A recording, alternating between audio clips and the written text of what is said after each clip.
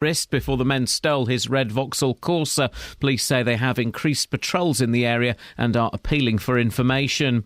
A man who was arrested 5 days after going missing from an open prison will appear in court later today, charged with carrying out an armed robbery. Michael Wheatley is accused of robbing a building society in Surrey on Wednesday while he was on the run. A dental nurse from Bedford is considering taking a case of unfair dismissal against the employer she was accused of poisoning. Ravinda Kaur was charged with putting mercury in the coffee of her practice manager in Shefford in 2012. Over the past 2 years, she's faced 2 trials in which the jury failed to reach a verdict. Now it's been confirmed she won't face a 3rd trial. She says the whole process has left her feeling victimised. It hasn't been a very nice experience. It's been very unpleasant, terrifying, and it's totally left me stigmatised, victimised. I feel unfairly treated. MPs have strongly criticised plans to allow HM Revenue and Customs to take money from people's bank accounts to settle tax bills. The Treasury Select Committee says it's very concerned because tax officials have a history of making mistakes. Measures the government put in place to regulate free schools have been questioned by MPs. A report by the Public Accounts Committee says financial management of some of the schools is inadequate and that systems are too reliant on whistleblowers to say when things are going wrong. The chair of the committee is Margaret Hodge. I think the department focused on speed. They wanted to open these schools and they want to open them quickly. And they failed to think about putting in place those due processes and systems that make sure that money is properly spent. In sport, practice starts this morning for Sunday's Spanish Grand Prix. Hertfordshire's Lewis Hamilton has won the last 3 races. And the weather, a mixture of warm sunny spells and heavy showers with a chance of thunder this afternoon, also quite breezy, a maximum temperature 16 degrees Celsius. And you can get the latest news and sport online at bbc.co.uk/3 counties. BBC Three Counties Radio's big tour of beds, hearts and bucks. Lovely. Yeah, it's really nice. Nice little shops. It's all about where you live. I found it great because I can get around. I'm in a mobility scooter and I can move around the centre with no problem at all. And all this week we're featuring Milton Keynes. I absolutely love it. I came up here 15 years ago. The big tour of beds, hearts and bucks. BBC Three Counties Radio. OK, guys. I've had strong phone call from boss, lady boss and boy boss. Don't say show boring. Say show good. Show good. Here she comes, ladies and gentlemen, walking down the stairs with a cup of tea on the go. It's Catherine Boyle. All right, Kath. And now you may begin. Yeah, thank you. You see, that's what we were waiting for, dear listener. Morning. Iain Lee, BBC Three Counties Radio. Very, very busy show this morning. We hear calls for more action on terrorism. We hear from the former dental nurse accused of poisoning her boss. We hear Justin Dealey talking about things and stuff in Milton Keynes. Dealey's going to be in MK. It's not a city. It's not even new anymore, all right, guys? Dealey's going to be there. We're going to find out exactly where Dealey's going to be, and you can go and meet Dealey. That's right, ladies. It's your chance to touch the one and only Justin Dealey, celebrity in his own mum's living room. How cool is that? Or you can call me. I used to be on the telly. 08459 455 555. Across beds, hearts and bucks. This is BBC Three. All right, so you start a show, guys. And this is how you kill one.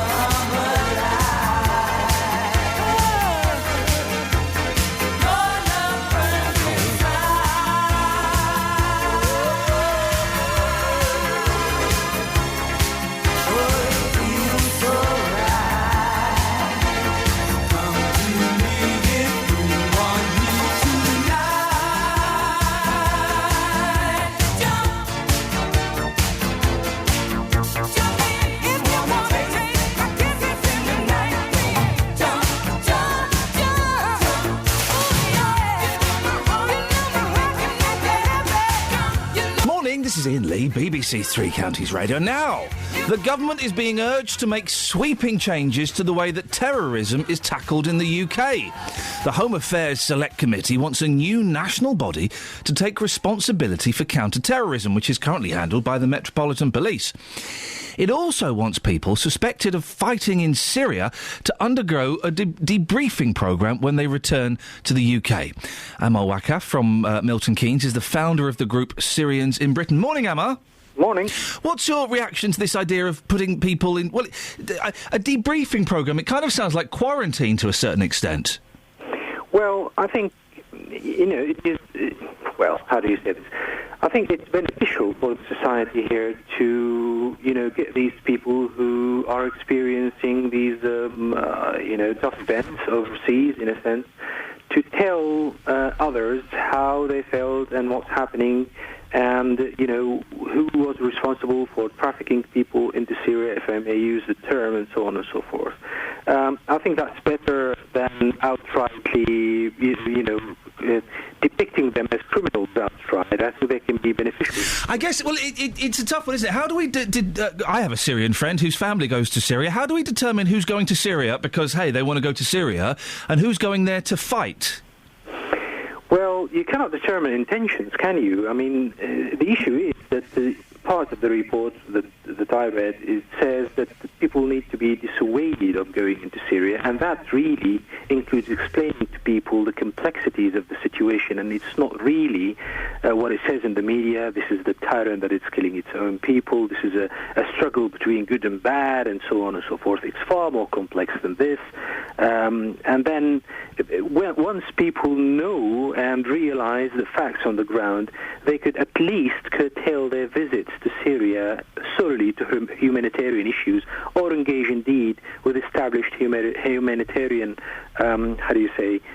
organizations that have, the mandate and the clear objectives to do what they need to do. Ammar, do you not think it's a matter of personal choice? If someone wants to go and fight for something they believe in, as long as they're not posing a threat to us, what's the problem? Well, from my experience being a Syrian and British as well, I think it does, at the end of the day, pose a threat to us, whether we like it or not, because what's at stake here is not an individual who goes and trains on combat and gets accustomed to warfare and then coming back per se posing a threat to the society or his neighborhood or her neighborhood.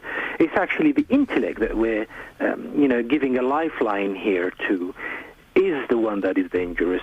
Anytime we go into a country like Afghanistan and topple a government that we don't like using jihadists, we're going to end up, whether we like it or not, with a 9/11 event. Because those people, this religious intellect, and it's not really only Muslims, it's this religious intellect that tells you or tells someone that it is God that is helping them in order to have victory, and it's not the MI6 or the CIA or whatever. It is this intellect, feeding it is what is dangerous, because it will never stop. So a person who goes and fights in Syria, it's not the technicalities. The Woolwich attack never used any sophisticated technicalities. The Boston bombing never used any sophisticated technicalities, or specific warfare, techniques or whatever. It's just that there are certain people who, once the idea that they're using this holy war or they're soldiers in this holy war gets embedded in their heads, it is very dangerous to the society, whether they like it or not. So I think the society does have a say on not necessarily who goes or not, but why go. So people need to be educated on what is really happening over there in Syria, rather than pointing fingers at them that you're potential criminals, and once you come back, you need to answer this or that, and you need to be quarantined and so on. Ammar, is the end in sight in Syria, and the government's winning? They've just reclaimed Homs. Surely that's the beginning of the end, isn't it? Well, there are quite a few Syrians who supported the government from day one. This was was overlooked in a sense by the media, but actually there are a lot of people, there must have been a lot of people to support the government, otherwise it wouldn't have stayed on its feet so long. And I've always believed that the best choice for Syrians is to stick with a functional government rather than have a chaos that is based on religious basis. A government that uses chemical weapons on its people? Well, have that been established, really? I mean, there are enough voices in the world now to say that this is not only questioned, but it's actually the other side. I thought Assad possesses chemical weapons, doesn't he? Because there was the UN Charter to get those chemical weapons removed. Well, that was a deal between the Syrian government and the rest of the world. Which proves that they have chemical weapons. Well, I mean, I can point you to numerous resources saying that the rebels also have chemical weapons, and it's not really out of the question or implausible to suggest that someone at a certain point used locally certain chemical weapons in order to induce NATO invasion, because that's the only way to get rid of the regime. And that's definitely debatable. I mean, Seymour Hersh, one of the key journalists who said that it was the Turks who actually, or Turkish complicit action by the Turkish government who supplied some kitchen gas, as they say it anyway. So that's not established for fact. It is only a suggestion. And the way the international community dealt with this chemical attack in Syria, and especially the UK Parliament, tells you that it is not really a fact. It's only a suggestion that But it is a fact, isn't it, that Assad has chemical weapons? Otherwise, he wouldn't have been able to do the deal where they would go in and remove them. So why have chemical weapons if you have no intention of using them? Well, the Syrian government developed the chemical weapons program a long time ago, and this was. But why would you develop them? Why would you develop them if you had no intention of using them? Because the country that occupies part of your land has nuclear weapons, and you don't have nuclear capability. Well, that's mutually assured destruction, not necessarily a philosophy I agree with, but the premise of that is, I've got them, you've got them, so no one's going to use them. But that doesn't apply to the chemical weapons, does it? Yes, it was developed as a deterrence for the Israelis, against the Israelis' use of any nuclear warfare. It's really as that. It was never used in Syria, and I would argue that the Syrian army never actually used it. I did my training in the Syrian army I think 20 years ago or so. And they train you in case you're under chemical attack. This is how you dress. This is how you behave. And we have to end it there. Sorry to cut you short, but a fascinating debate. Amal Wakaf from Milton Keynes, founder of the group Syrians in Britain. 08459 455 555. Let's get the travel news now. Here's Alice. Travel news for beds, cards and bugs. BBC Three Counties Radio. Good morning. It's a quiet start on the major routes so far. The M1 flowing freely in both directions. Got some roadworks to watch out for, though. At the Amwell roundabout, the A10 has a lane closed. And also in Aylesbury, the A41 at Meadowcroft has temporary traffic lights at the moment. I'm Alice Glossop, BBC Three Counties Radio. Thank you, Alice. Did you hear that? Did you guys hear that? No, I heard you dimp the bed really quickly. Did something happen? No, I then spoke, but I did not have my microphone open. Silly. And I thought, why does that sound weird? And it was just 'cause it was in my head and no one else's head. Which is silly, you're right. Silly is an excellent way of describing it. Thank you for that. 6:17, it's Friday the 9th of May. I'm Iain Lee. These are your headlines on BBC Three Counties Radio. Ministers are being urged to fundamentally change the way terrorism is tackled in the UK. MPs say Scotland Yard's powers should be transferred to a national body. A man is in hospital in Milton Keynes with serious injuries after being stabbed in Bletchley on Wednesday night. The 26-year-old was attacked in a mosque car park and his car was stolen. And in sport, practice starts this morning for Sunday's Spanish Grand Prix. Hertfordshire's Lewis Hamilton has won the last three races. Get in there, son! BBC Three Counties Radio.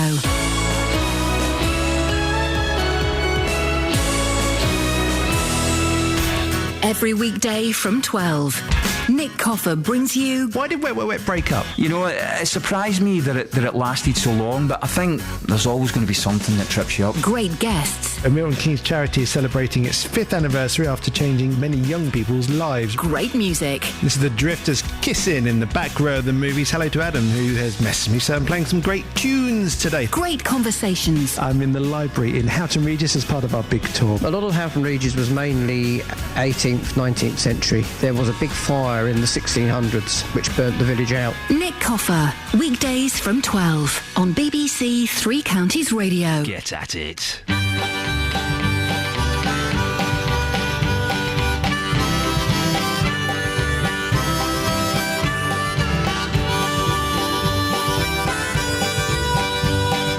Go away from my window, leave at your own chosen speed. I'm not the one you want, babe. I'm not the one you need. You say you're looking for someone who's never weak, but always strong, to protect you and defend you, whether you are right or wrong. Someone to open each and every door, but it ain't me, babe. No, no, no, it ain't me, babe. It ain't me you're looking for, babe.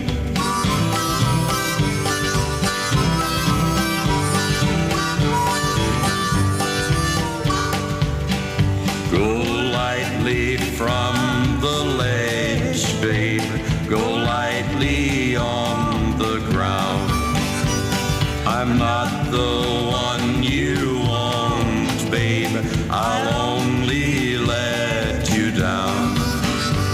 You say you're looking for someone who'll promise never to part.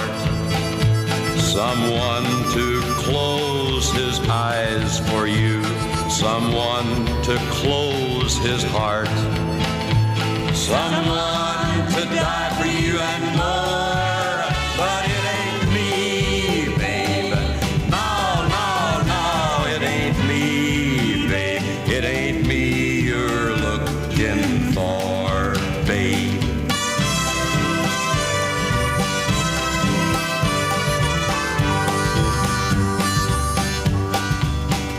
You say you're looking for someone to pick you up each time you fall, to gather flowers constantly and to come each time you call, and will love you for your life and nothing more, but it ain't me, babe. No, no, no, it ain't me, babe. It ain't me you're looking for, babe.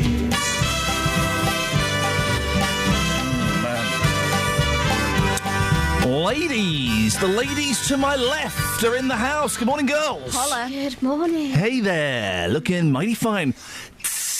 Ouch! What are you after? Wink, wink. Cup of coffee. Cup of coffee in it, girls.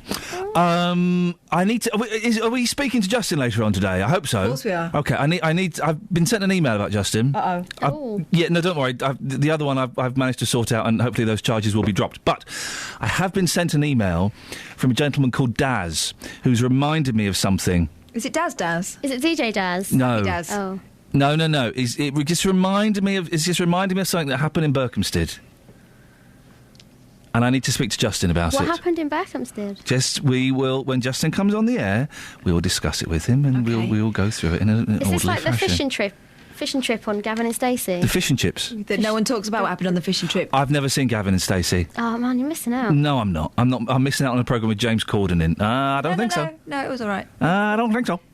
Anyway, what happened in Berkhamsted? Well, when Justin Dealey comes on, I will discuss it with him. Let's just say he's in a little bit of trouble. Oh dear. Oh, he's always in trouble though. He's always in some kind of trouble. He was very sneaky this morning. I suspect he was up to something. He walked in with a face like a man who has Ev. Yeah. He's got some kind of Ev. We'll speak to him later on. We'll find out exactly what's going on. 08459 455 555. Now, a dental nurse from Bedford who was accused of poisoning her boss is now considering taking legal action for unfair dismissal. Ravinda Kaur was arrested and charged in 2012 after her practice manager fell ill and was found to have traces of mercury in her system. Well, 2 years and 2 trials later, the jury's failed to reach a verdict, and it's been confirmed she won't be tried again.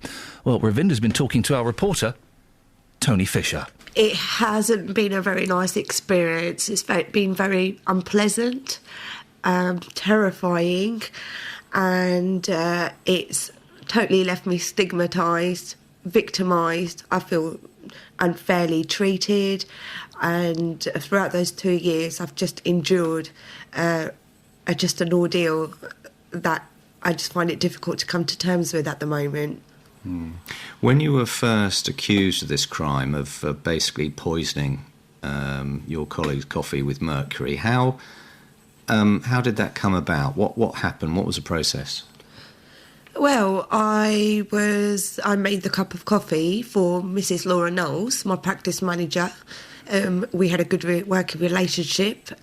We professionally worked really well together. She was going to be my mentor for my further college training the following month.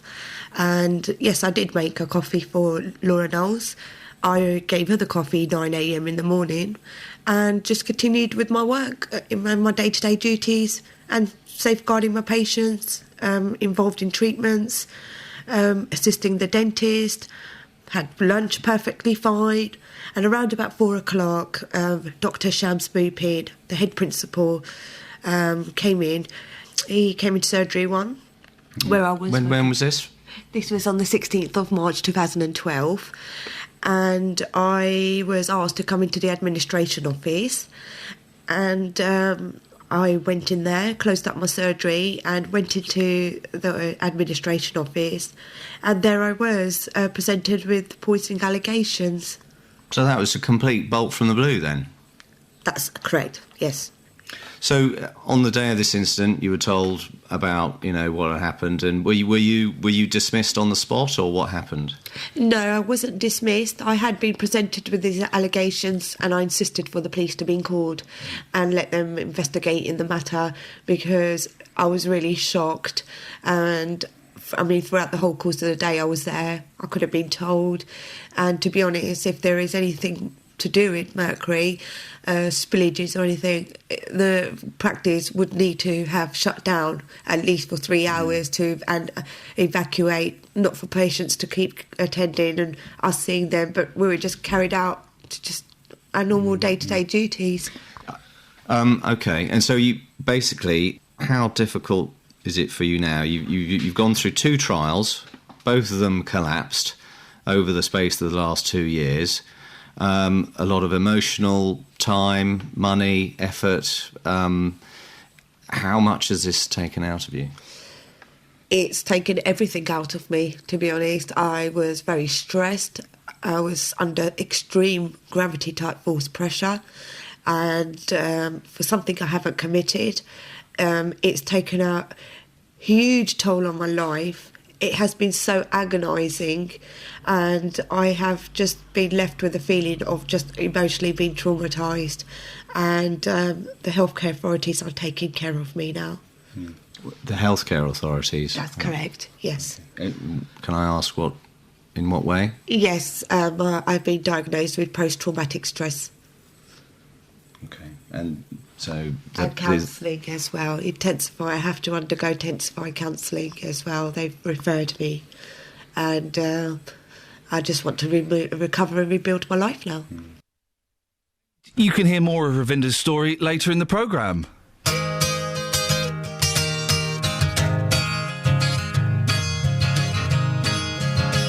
I'm looking through you. Where did you go? I thought I knew you. What did I know? You don't look different, but you have changed. I'm looking through you. You're not the same.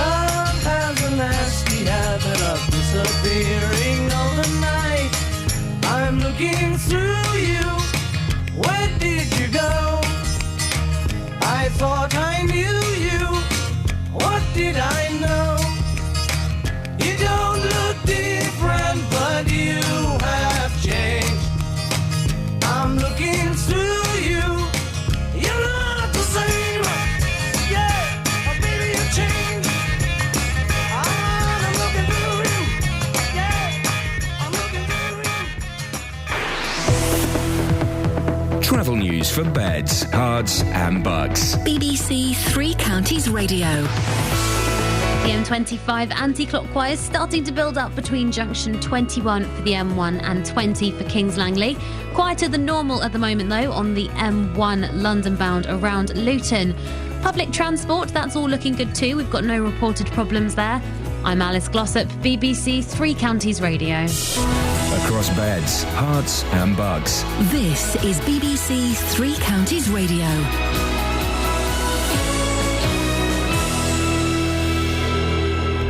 It's 6:30. I'm Simon Oxley. Ministers are being urged to fundamentally change the way terrorism is tackled in the UK. MPs say Scotland Yard's powers should be transferred to a national body.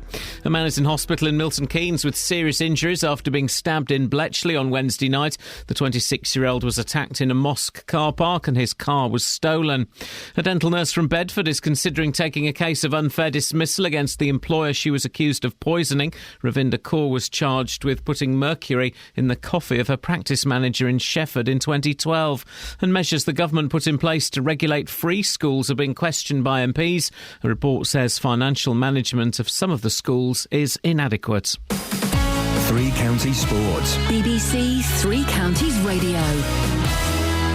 Practice starts this morning for Sunday's Spanish Grand Prix. Hertfordshire's Lewis Hamilton has won the last 3 races. The Milton Keynes Red Bull team have confirmed that world champion Sebastian Vettel will drive with a new chassis this weekend in a bid to improve their early season form.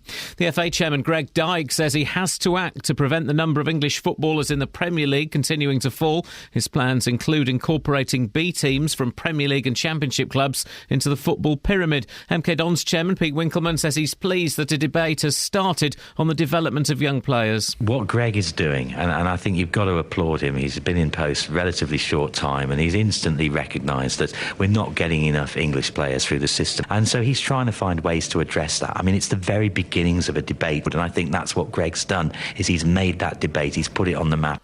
Derby won 2-1 at Brighton in the first leg of their Championship playoff semi-final last night. Tonight, Wigan host QPR. Luton's development squad lost 2-1 to Biggleswade Town in the Beds Senior Cup final at Kenilworth Road. The Hatters took a first-half lead through Alex Wall, but second-half goals from brothers Lee and Sam Reid saw Biggleswade lift the trophy for the second successive year. After yesterday's second stage in Bedford, cycling's Women's Tour of Britain is in Hertfordshire tomorrow, with a stage from Cheshunt to Welwyn Garden City. Today's stage is from Felixstowe to Clacton, and England's cricketers play Scotland in Aberdeen today in a one-day international. BBC Three Counties News and Sport. The next full bulletin is at 7. Call 08459 455 555. BBC Three Counties Radio. What are you doing? Get some headphones. Catherine's in my studio now, which is always exciting news. If I take a car in for a service... Yes. How long does that take? Couple of hours, I think, once they get cracking. Oh, is it a couple of hours? Yeah, why? Well, I need to take my car in for a service. You can move that down, look. I didn't want to make that noise. Yeah, that was nice. I was just trying to be a pro. I need to... My service light... I think it's due now, the 20,000 miles past the first time your service light came on service. Right. So... I should probably take it in for a service. Yeah, definitely. And what's made me think that is not the service light, but the fact the oil light comes on now. Long-time listeners to the show will know I know a thing or two about changing oil in the car. I'm going to be doing that today. I'm going to go over to Halfords. I'm going to get the oil. I'm going to put it in. Manly. I'm going to put the lime in the coconut. Mix them both up. But the service is the thing that worries me. I can't be without my car for more than 4 hours before I start to get anxious. Okay. So I can phone up... You might be able to sit in it while they service it. Oh, could I? I don't know. That would be awesome. It wouldn't. I don't like mechanics. I am suspicious of them. Yeah. That's just down to my ignorance and nothing they've actually done. They intimidate me. Yeah, I feel like I go in there and I might as well just give them my bank account details. Is that because you're a woman or because you're a dunce? Because I don't know anything about cars. Yeah. Possibly a little bit because I'm a woman. Yeah. I have had the, all right, love. I've had... Can I say this? Yeah. I've had service managers basically rub their hands with glee when they see me walking in. And not because you're hot? No, because I had a really rubbish car. They're thinking... They told me. They're going to enjoy servicing your car? Yes. As opposed to you? Certainly. I go in and I have to... I'm not posh, but people sometimes think I'm posh. Rich, I think, probably. Well, they do. This is... Well, the garage I'm going to take it to is the one where I bought this car... the woman said, "Oh, I recognise you, and I've spoken to you're on TV, aren't you?" "Yeah, I have been." "What do you do?" And I went through it. She says, "I don't remember any of those." And Always a crushing moment. Yeah, but then I said, "But I've not been on TV for quite a few years." "All right. I'm on radio." "Okay. Radio doesn't pay anywhere near as good as... I'm not on TV money." "Okay." And then I had to sit there with this woman selling me a car, and I said, "Look, I've not been on TV for years." "You do Big Brother." "I do that once a week, and it's on Channel 5, right? It's not proper telly. You don't pay that well compared to..." And she wouldn't believe me, so I didn't get a discount. Oh, you expected a discount? I was haggling. I was expecting a haggle. Oh, right. Didn't even get a haggle. Oh. Anyway, I've got to go to the garage and take my car and get it done. Yeah, we'll get it sorted. No. You should have had it done ages ago. Yeah, fair play, Mum. Should we play a record? There's nothing in the papers. I'm going to keep looking. Maybe we'll find something. Okay, if you want to join in, because there's nothing in the papers. 0845. I know we know what you've had free from mechanics, Kelly Betts. Free work done on your car, wasn't it? What? No. They gave me some free tyres. Wow, tyres is well expense. I know. I don't understand it still to this day. I do. They said, "What are you doing? Stop doing that." Ian. Yeah? Hi. I'm Sorry. just telling a story. Okay. You tell it while the record's playing. No. Okay, thanks. I gotcha. You thought I didn't see you now. The hell is this? You tried to sneak by me now, didn't you? Now give me what you promised me. Give it here. Come on. Good God.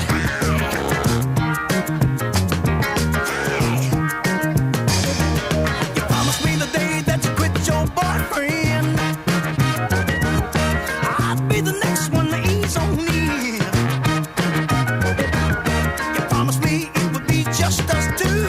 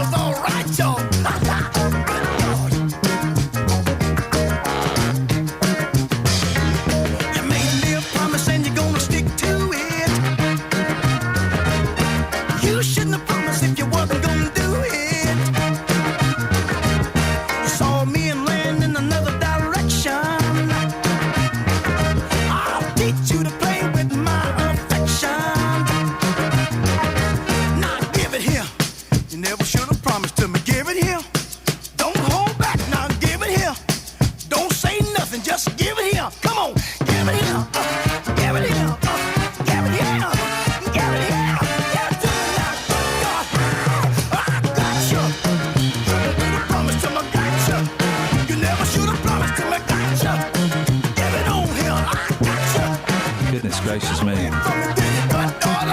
Here comes Lockie. Lockie's in the building. Yeah! This is really a very sexy record. I think possibly overly aggressive. Maybe you should play a bit harder to get. Let's see if Kelly's still telling that boring story. Basically, I just got it for free. Isn't that fantastic? Yeah. Thank you, Kelly. Thanks for sharing that. Thank you. Yeah, well done. OK, if you want to comment on Kelly's story, 08459 455 555. So the big news, I notice you're watching Good Morning, This is Britain again. Stop it. But the big news that they're covering is that traffic lights are to stay red for longer. Excuse me. Traffic lights are to stay red for longer to let old age pensioners cross. Traffic lights could be changed to stay on red for longer under plans drawn up by minister to help Britain's ageing population. Come on, guys, that's not fair. There's nothing finer than being in Carolina. No, there's nothing finer than being in your car and it's flashing red and amber, green, amber, red. And it's gone to amber. No, hang on, red and amber. So it's red and amber or it's flashing amber. That means it's going to green. And there's an old biddy halfway across the road and you're going, come on! And you're kind of moving forward. That's illegal. It's illegal, but it's so much fun. Often the illegal things are the most fun, I've discovered. The hard way. I wouldn't try that at home, kids. But what I think is a bigger story, yes, and we don't hear this until the third paragraph, OK? And no one's picked up on this. We're the only ones to have picked up on this. This is exclusive to us. Excellent, I feel special. What? Traditional pelican crossings, which display a flashing green man on the opposite side of the road. We like those, don't we? They're good. Yeah. They're helpful when you're teaching children about them. What's not helpful is when someone steams across anyway when you're trying to show a kid how Well, traditional pelican crossings, which are helpful when you're teaching a kid to cross the road and display a flashing green man on the opposite side of the road, are due to be phased out next year. Why? Whoa! Why? Let's Are continue. they going to have the ones like in America where they say, go, walk? It doesn't say. They're going to be phased out next year while other types of crossings are also being reviewed. Changes could include, i.e. They won't. This has been made up, fitting sensors which hold traffic at red if a pedestrian is still on the crossing. Oh, don't do that, because they'll be there all flipping day. Also, I have been held up on purpose by pedestrians being cheeky. I once stood in front of a bus and wouldn't let it pass. Well, that's probably you then, wasn't it? Well, I didn't do it to you, I did it to a bus, because this bus driver was my nemesis when I lived in North London. He was my nemesis. He threw me off a bus once. He threw me off a bus a couple of times. And he refused to move. Were you behaving like a lout? No, I wasn't actually, although I did have a right go at him. And then he refused to stop the bus for me once. I had my arm out, and instead of just pulling up to the bus, he actually pulled out into the opposite lanes and drove further away. But then he got stopped at the traffic lights. Thought, I'm not having this. I went and stood in front of the bus. I said, you gonna let me on? Wouldn't look at me. Are you gonna let me on? No, right, not having this. Got my phone out, started filming him. He covers his face. We're there for about 4-5 minutes in the traffic. Wow, you really are and then, belligerent weirdo, aren't you? Yep. And then my wife walked past and she went, Iain, home now. Oh dear, you're that man. We can't get rid of pelican crossings, guys. I don't know why, but we just can't. I had these kids outside a college and I stopped for them to walk across Pelican Crossing. Yeah. And the one in the middle just started... Well, you know how Justin walks? Oh, yeah, I do. That sort of swagger. Yeah, the swagger. He started doing that really slowly, pretending to check his watch, doing the far away, looking in the distance pose with the hand over the eyes. He was just showing off, and it got me so wound up. You're allowed to just mow those guys down. I didn't, but... My favourite thing, and I do this, is when the lights are about to change against you if you're a pedestrian, and so you do the crossing the road jog, which is no faster than... walking. You know, it's like you're walking with your arms pumping. So it's just that, and your legs are going a little bit higher, but it's the same speed as... And then you kind of just slow down. Yeah. There's no benefit. It's the same manoeuvre you use if you're trying to catch a train, but you know you're not going to catch it, and then you're sort of making out you're still cool. I didn't want to catch that train anyway, guys. I always move like just this. Warming up. I'm just warming up for the main event. This new show they're putting on Channel 4? No, go on. Reality show that marries strangers. Oh, this sounds brilliant. Channel 4 was last night accused of denigrating marriage by planning a show that will see couples marrying on their first meeting. Gone will be all the romance, planning and excitement of traditional wedding as a panel of TV experts pay matchmaker to 6 singletons married at first sight. I think that's a great idea. It doesn't demean marriage, it promotes marriage. And at the end of the 6 weeks, do they stay together forever, or do they... They should force them to stay together for 10 years, I think. Yeah, and make it a fly-on-the-wall documentary. Yeah, of how to make a marriage work, whether they like it or not. Is Channel 4 still going? Yeah. Because I've not seen anything on Channel 4 for years. Well, funny, you and many others. Ofcom has warned Channel 4 it must attract more viewers after its yearly ratings slumped to the lowest ever. Wowzers. And, gosh, that's bad news for those guys. Mm-hmm. They shouldn't have sacked me, but that's for them to... Well, there is an answer to that, isn't it? The flagging ratings? Unsack Get more me. talent on. Get more talent on me. Maybe find some new talent who's working with old talent. Oh, go back. Channel 4. And he's called Catherine. Boy of 5 who likes to... Oh, you. Yeah, me. Boy of 5. What would you do on Channel 4? Anything. I wouldn't marry a stranger, I'm already married. Do you remember when... do you remember the word? Yes. And they'd have that those... was silly, wasn't it? It was silly, but it was quite good fun. We all watched it. And they had those... Was it called the wannabes or something? And I wouldn't do that. Wasn't there someone who ate someone else's sick or something? Yes, and snogged a granny. Would you do that? Poor granny. Poor sick. Boy of 5... who likes to wear a dress is barred by playgroup. Oh, I saw this. This would be me. I used to wear a dress when I was a kid. Did you? Yeah, we had like a sort of blue... it was turquoise. The turquoise is a colour that makes me sick. The reason turquoise makes me sick is I was in a school assembly in middle school once. I would have been about 6, and the girl in front of me had a turquoise cardigan on, and then she threw up. And so now I always associate turquoise with being sick. Tell me more after the travel. Let's do the travel and heads and that. I want to probe this further. Well, there's no... I've told you.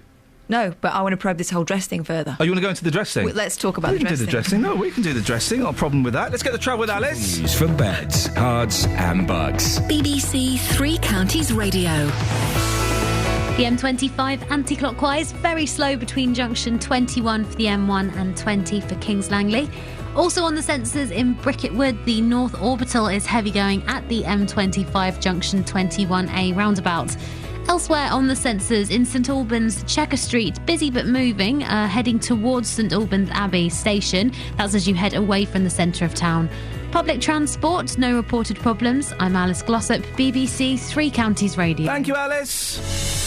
6:45, Friday, yes, the 9th of May. I'm Iain Lee. These are your headlines on BBC Three Counties Radio. Ministers are being urged to fundamentally change the way terrorism is tackled in the UK. MPs say Scotland Yard's powers should be transferred to a national body. A man is in hospital in Milton Keynes with serious injuries after being stabbed in Bletchley on Wednesday night. The 26-year-old was attacked in a mosque car park and his car was stolen. And in sport, practice starts this morning for Sunday's Spanish Grand Prix. Hertfordshire's Lewis Hamilton has won the last 3 races. Coming up, me in a dress. But before that, here's Georgina with the weather. Beds, Hearts and Bucks weather. BBC Three Counties Radio. Hello there, a couple of breezy days to come. So today we've got a few blustery showers around. They become heavier in the afternoon, but there should be some bright, even sunny intervals, with temperatures reaching about 16 degrees Celsius. Now tonight we just got a quiet spell before it starts to cloud over ahead of a band of rain that will push in from the west.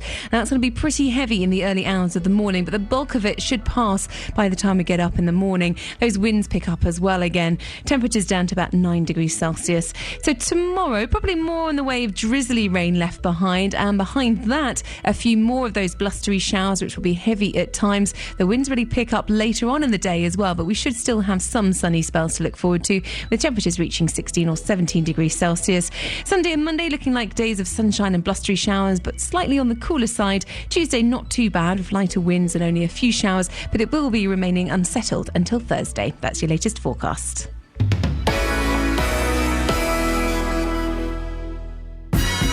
If you've missed any of the programmes from the last week, you've missed things like this. It could be a dramatic afternoon for Wycombe Wanderers. And a very good afternoon to you. Welcome to a packed St George's Square in Luton Town Centre. And they're off. Helen, they're heading your way. Yay! But there is a way you can hear it all again. The anticipation is building up here, let me tell you. It's now time to speak to the man who made this possible. Would you put your hands together for your manager, Mr. John Still? Go to bbc.co.uk/Three Counties and click on Listen Again. And it's finished here at Wycombe Wanderers. They have survived on BBC Three Counties Radio. Listen again at bbc.co.uk/Three Counties. I don't see a problem with young boys wearing dresses. No. My boys wanted to wear it. I've not discussed it with my wife, but it's fine. Because they don't see it as being gender specific. It's just dressing up. Yeah, it's just dressing up. I used to have a turquoise dress when I was about 4, 5, 6, and it was sleeveless, and it would what would you call that? I'm miming something. A peplum? Sorry? Has it got like a 2-layer thing? No. It was kind of. The bottom bit was kind of like almost like a tutu type of thing. All right, nice. Sort of like a bubble dress thing. Like a bubble dress? Why are you putting random words together? I'm not. What you're describing there. Did it go in at the bottom? No. Straight out? No, yeah, straight out. It's like a little tutu. Yeah, like a little... Not a bubble? What they call a prom dress. Yeah, sure, why not one of those? Yeah, that sounds nice. How did you obtain this dress? Just had it in a box. Okay. It was for kids. Yeah. But I remember... Your sister's, was it? No, I think it was mine. Sorry? What, bought specifically for you? I don't remember. It's lost. I mean, this is 35 years ago we're talking Anyway, about. you remember the dress vividly. I used to really like wearing the dress, and I seem to remember my parents teasing me. My mum's a really wicked woman, right? I remember being 6 years old and being on holiday in Swanage. You took the dress there? No, the dress is gone now. We'll go back to the dress in a minute. Okay. We're on holiday in Swanage in a caravan. It was a really good holiday. We found a little bumper car that you put 20 pence in and it never stopped working. And the last day it rained. And I remember saying to my mum, Mum, what's my middle name? Now, at the time, my middle name was Lee. My full name was Iain Lee Rugby. The Rugby's gone, but my middle name was Lee. But I didn't know, Mum, what's my middle name? She said, it's Gaylord. I remember at the time thinking, there's something that's quite upsetting, but I don't know why. I remember being a bit upset, but I didn't quite know why. Gaylord. And then 4 years later, 3 years later, I'm 9, I'm going to France. My nan is taking me to France on the hovercraft. Really exciting. Boulogne. She took my sister the year before she took me. And we're filling in a form. Like, I remember lots of people, like a queue, and the guy, we had to fill in a form. And my nan said, Ian, what's your middle name? I went, it's Gaylord. And everyone peed themselves laughing. And my mum had basically played a wicked joke on me and forgotten to undo the joke. She hadn't done the reset button and said, oh, by the way, it's not really Gaylord. So for 4 years, I believed my middle name was Gaylord, and I felt a lot of shame around that. That's like when my dad told my sister that Hitler's first name was Billy. Except, you know, he wasn't there to be embarrassed about it. You were. Billy Hitler? Yeah, that came out in class. But anyway, so I had this dress and I loved it. I don't see any problem with young boys wearing dresses. OK, he... oh, my gosh, look, they've dressed him up, though. I know, and the thing is as well... He's got a tiara. He's all over the Mail Online. If you look on the Mail Online, you'll find it somewhere. Well, it was quite prominent yesterday, but of course these things move on. They showed an array of pictures of him in different outfits. Oh, really? I'm not entirely sure I like the motivation for doing that. That's inappropriate. Listen, the story is that the playgroup has barred him because, as far as they're concerned, he's not wearing proper clothes. He's got to wear the clothes of his own gender, and I think that's a step too far. Are the girls allowed to wear those clothes? Yeah, I dare say. Boom, then he should be allowed to wear them. And I would take that to European High Court of Human Rights. See, there's nothing wrong with that, you know, rather than getting into... Have you got a problem with your boys dressing up in girls' clothes? He's got 4 sisters, that's what's lying about the house. 459 455 555. Did you ever wear dresses, Just? Occasionally, yes. Yeah, sorry, have you fallen down a hole or something? I'm live in Milton Keynes. We'll sort this out in a minute. OK, you sound like Dad Pop. It just came to me. Yeah, well... All right, well, should we come back to you in a minute? Yeah, give me a minute, boss. All right, fair, he's going to twiddle with his knobs. Kelly Betts, what's this week's... 08459 455 555. Boys wearing dresses. Why the hell not? Let's do it. What's the introducing track today? Oh, I'll open your faders, shall I? There we go. Do you want to put my mic on? Yeah. First rule of radio is to open the... I would do it quickly, otherwise we're not going to have time to play Helium. It's a band called Helium. Helium, but they spell it funny. They do. H-E-A-L-Y. Those guys are crazy. I know, but why would they spell it like that? Shall I tell you? Yeah. Because they're siblings, and that's their surname is Healy. I thought that was really clever.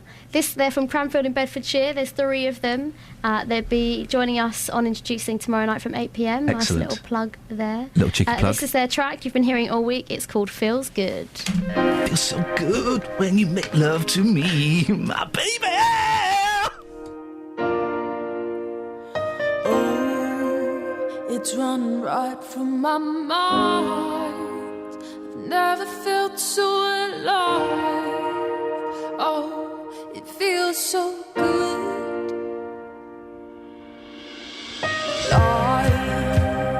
Lights is all I see.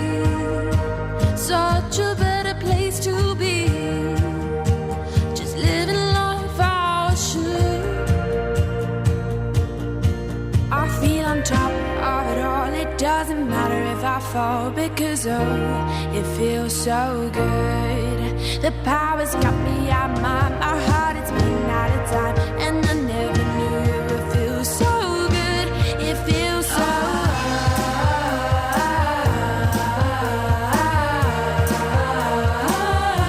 it feels so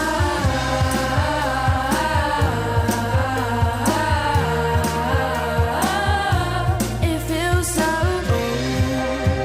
with people with busy lives. Why give up your time to cry?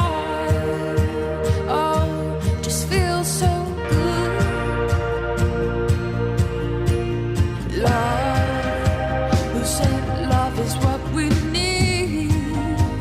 Music will always love me better than anyone could. I feel on top of it all. It doesn't matter if I fall, because it feels so good. The power's got me out my heart, it's been out of time, and I never knew it feels so good. It feels so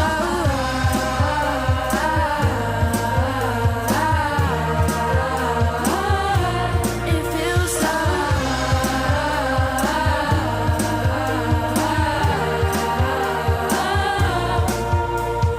love, love, love. You said that's what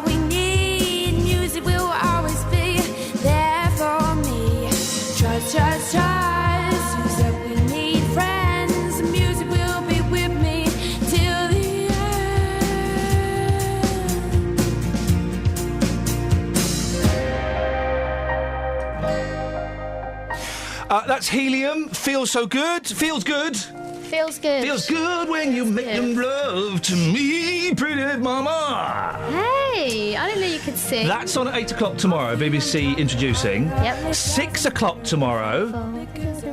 Okay, I'm going to turn your fader down. There we go. 6 o'clock tomorrow. The music. I did a music show yesterday. It's going out tomorrow. Did you? Yeah. Oh, that's a quick turnaround. They don't mess around here at BBC Three Counties Radio. They don't mess around, which is a shame because it would be fun. But so I'm doing a music show tomorrow. Just great. You can learn a few lessons from the master. Have a listen. 6 o'clock tomorrow. I bought in a bag of CDs and records and just plucked them out at random. Yeah, a bit busy, unfortunately. Sorry, boss. What are you doing? What am I doing? I'm going to be sitting in a room watching paint dry. You can listen on the iPlayer. Nah, it's okay. The next 7 days I'm busy as well. Still watching the paint. I just think, because I've not actually listened to your show, but the feedback I've seen on Twitter is not great. Really? And is that the same show you're talking about? Particularly after the Ev you posted yesterday of Ghost. Yes. I just think you could learn a few tips from the master, mate. How to bring it down. No. Right. I'll listen. I'll listen for probably, 2 minutes? I'll check out the first You'll be listening, won't you, Catherine? Of course I will. Thank you very much indeed. When is it? Tomorrow at 6. Oh, I'm out. iPlayer. I'm at a party. Kels, you'll be listening, won't you? I'll be listening live and on the iPlayer. See, thank you. Oh, she's lying. Dear, creep. What do you want? Well, I'm live in Milton Keynes this morning, the home of our big tour this week. Yes, I'm here. I'm outside a building which looks incredibly old. Oh. It looks a state. Can you guess the building? Point. Yes. That's a quick game. Are you going to be there all day? Because I want people to go all morning. Because I want people to come and meet you and shake your hand. Yes, I'm going to be here until 9 o'clock for you. And apparently, you've got a bit of an issue with me. Oh, no, I have got an issue. Yes, thank you very much indeed. I'm glad you reminded me. So I had an email. Yeah. From Daz. Hi, Iain, Justin. Do you remember when Justin was in Berkhamsted and I offered him a high-intensity training session? Yeah, you remember that? Yeah, I do, We had a cheeky little bet. Yep. You lost the bet. Nope, I didn't. You lost. No, I didn't. You did. No. You lost the bet, and so therefore you had to indulge in a high-intensity training session with Daz. No, not the case. That is right. We'll get the tape. I've got some on this for you, some evidence, OK? The deal was, on that Thursday when I was in Berkhamsted, the deal was... It wasn't, mate. If Luton Town were promoted on Thursday evening... Hang on, Ian had to do the cast, and if Luton were promoted on the Saturday and they won the home game, then I had to do the class. No, it wasn't. It was who won that match. No, I tell you what we'll do. Can we get the audio of that, please? And we'll see if we can find that, hopefully today. If not today, then we'll definitely have it on Monday. I've got 20 seconds for you here. I've taken this one to the streets. I've been talking to George. What? He knows what he heard that day. I knew this conversation was coming, so I thought I would give you some evidence. Here we go. This is the evidence. Well, I'm here with George in Milton Keynes this morning. George, can I confirm you are a big Iain Lee fan? Yes. Somebody's got to be. Now, you remember the conversation in Berkhamsted that day, don't you? Yes. So you know then that I don't have to do the fitness class? Yes. Do you think Iain Lee's being out of order this morning? Yes. Thanks for your time. Yes. There you go. We will get the evidence very quickly. We've got 20 seconds. Catherine, tell just the story that we would like him... We're talking about the little boy who's been banned from his playgroup because he wears his sister's dresses. Yeah. Princess dresses. He has an array of them. He enjoys it. What's the harm in it? We were going to ask people, or get you to ask people, whether they would stop their sons dressing up. Yep, no problem. As Leave girls. it to me. Well, as girls, dressing up, putting dresses on. Yeah. Is that the question? What's the question? Exactly. Ask them that... No, the question is, would you stop your boys wearing dresses? Yep. Yeah. There we go. And, Justin, we will find that audio... And you're going to owe me an apology, okay? Listen, George's word is final. He's a listener. Respect him. George. Yes. Travel news for beds, cards and bugs. BBC Three Counties Radio. The M25 anti-clockwise, very slow between junction 21 for the M1 and 20 for Kings Langley. Then on the speed sensors at the Kidneywood roundabout, London Road, approaching the roundabout, very heavy as you head towards the motorway. On public transport, the Piccadilly line between Cockfosters and Acton Town has severe delays after a signal failure. I'm Alice Glossop, BBC Three Counties Radio. Thank you, Alice. So would you stop your boys, your sons, wearing dresses? I don't see a problem with it. One nursery has banned a little boy because he likes to wear fairy dresses and princess dresses. Seems a little bit harsh, doesn't it? We'll speak to you after this, the news with Simon Oxley. Local and vocal across beds, hearts and bucks. This is BBC Three Counties Radio.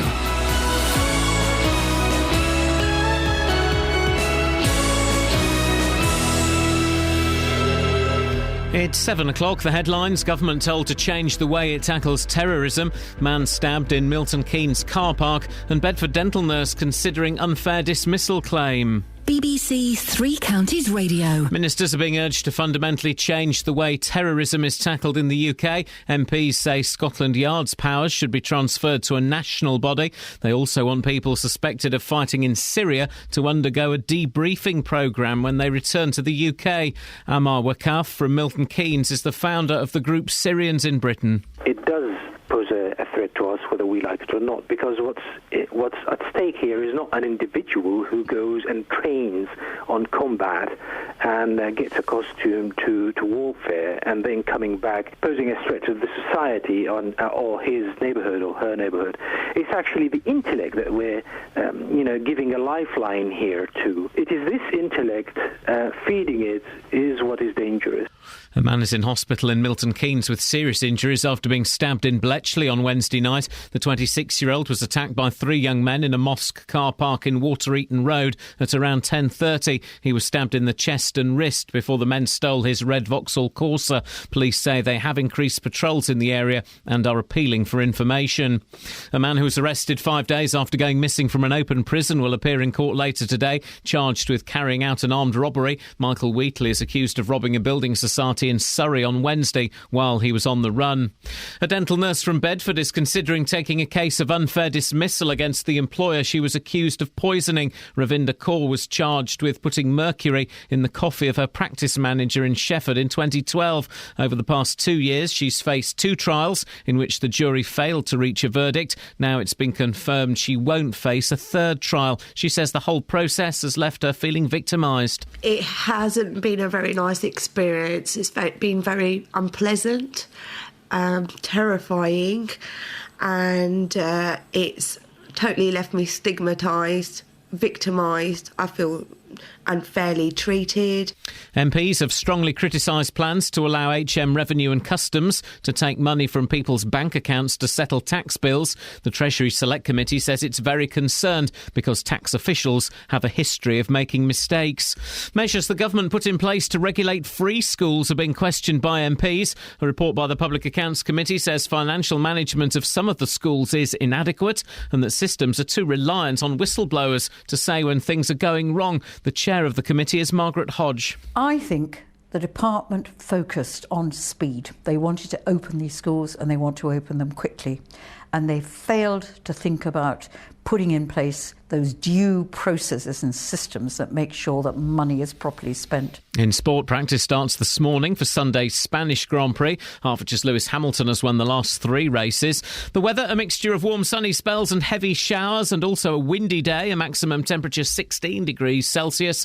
And you can get the latest news and sport online at bbc.co.uk/3 counties. BBC Three Counties Radio's big tour of beds, hearts and bucks. Nice, yes. Neighbours, very nice. Everybody helps each other. So, yeah, we're not far from anything green, really, if you think about it. All this week, we're featuring Milton Keynes. But Milton Keynes is a lovely, friendly, brilliant place to live. It's a place where you don't just come to shop. You know, you can come here and just chill out with friends and family. It's all about where you live. The big tour. BBC Three Counties Radio. Could have been worse. He could have said chillax. Morning, this is Iain Lee, BBC Three Counties Radio. I've just been suddenly hit during Simon's news, not suddenly, I finished the sentence, by a wave of exhaustion. It's just suddenly I feel like I'm nearly 41 years old, which I am. It's just hit me, Catherine. Yeah, it's called Friday, and you've been up early every single morning and going to bed late. Yes, thank you. That'll be it. That will be it. That'll be it. Lots coming up between now and 9 o'clock, including we hear calls for more action on terrorism. We hear from the former dental nurse accused of poisoning her boss, and Justin Dealey has stood by the point in Milton Keynes. He wants you to go and talk to him. Go and say hello. Buy the man a coffee. We're also asking, would you ever stop your boys wearing dresses? What's the problem? One mum is upset because her young lad has been, the nursery has told him he can't come to nursery anymore if he's going to keep wearing dresses. Having looked into this a little bit further, I think maybe both sides are to blame here slightly. The kid's got hundreds of dresses, and there are about a dozen pictures of him in dresses on the Mail website. I'm not sure maybe the mum's pushing it perhaps a little bit too much as well. He's got 4 sisters, so these dresses are not all his. Yeah, I just think that maybe in 10 years' time he's going to resent his mother for allowing that to be on the Mail website. I'm not sure we needed to see various poses. Would you stop your boy wearing dresses? There's nothing wrong with it, is there? Facebook.com/BBC3CR. You can give me a call. 08, we've had some cracking calls this week. Let's see if we can make it a full week of good calls. 08 459 455 555. Across beds, hearts and bucks. This is BBC. Isn't it just? Radio. The government's being urged to force anyone suspected of fighting in Syria to undergo a debriefing programme upon their return. The Home Affairs Select Committee's comments come a month after police figures revealed a marked increase in the number of Syria-related arrests and a campaign by forces across the UK, including Bedfordshire, to encourage female family members to inform on sons, brothers and nephews if they suspect they might be considering getting involved in the conflict. We can talk now to Akbar Dad Khan from the Community Cohesion Group Building Bridges in Luton. Morning, Akbar. Good morning, Iain. Yeah, now the community's had time to digest it. How are people reacting to this idea of getting women to speak up? Majority of women has been speaking up for a very long time. Regrettably, the government shuts its ear and nobody is willing to listen to them. And particularly my organisation has been arguing for better communication between the authorities and the communities, which this report talks about as well. Nobody has ever come back to us with any thought at all, and that's very regrettable. And now coming to this Syria situation, I mean it is culmination of extremism and extremism spread over 2 decades. Iain, we haven't dealt with the issue.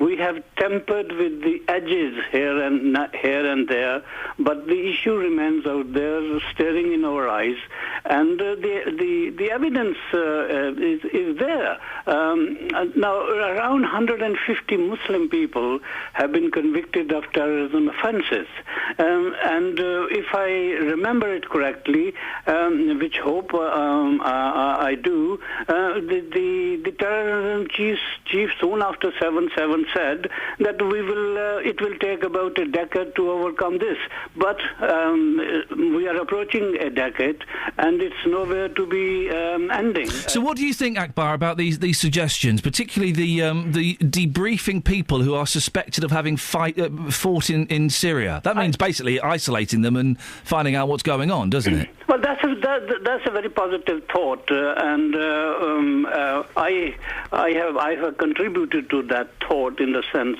that most of these young people who venture out into Syria and these difficult areas are young British boys and girls who are very naive in lots of ways, and they are misguided by these perpetrators of jihad and promoters of extremism, and they are pushed into this blind alley. They go out there and they find a very different situation. Is there a danger, Akbar, though, if we do this, that we punish innocent people that have gone out there to visit family or for humanitarian reasons? Well, there is that possibility, but at the same time, Iain, the government policy has been very confused. One day they have been supporting the rebels in Syria. The next day they say, no, we have got nothing to do with them. But I think the right approach should have been from the very start that, look, it's not our war, and people will be taken to task if they venture out there. But if people strongly believe in what they're going to fight for, and we've had all these images of chemical weapons being used on children and schools being blown up. Why should we stop people going to fight against that if that's what they believe? I have total sympathy with the argument, but then we must be realistic at the same time that what difference an individual or a dozen people can make difference to the whole situation.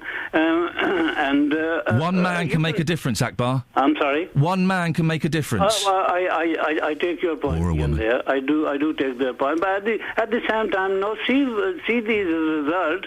The man is back in full power, full control, and many people have lost their lives, and people have sort of suffered in more than one ways.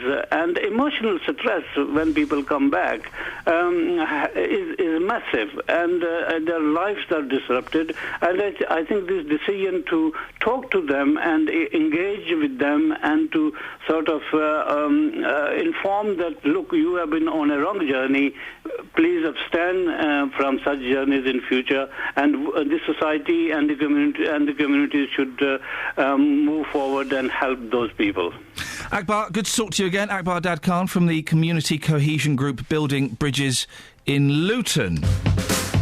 Across beds, hearts and bucks. This is Iain Lee. BBC Three Counties Radio.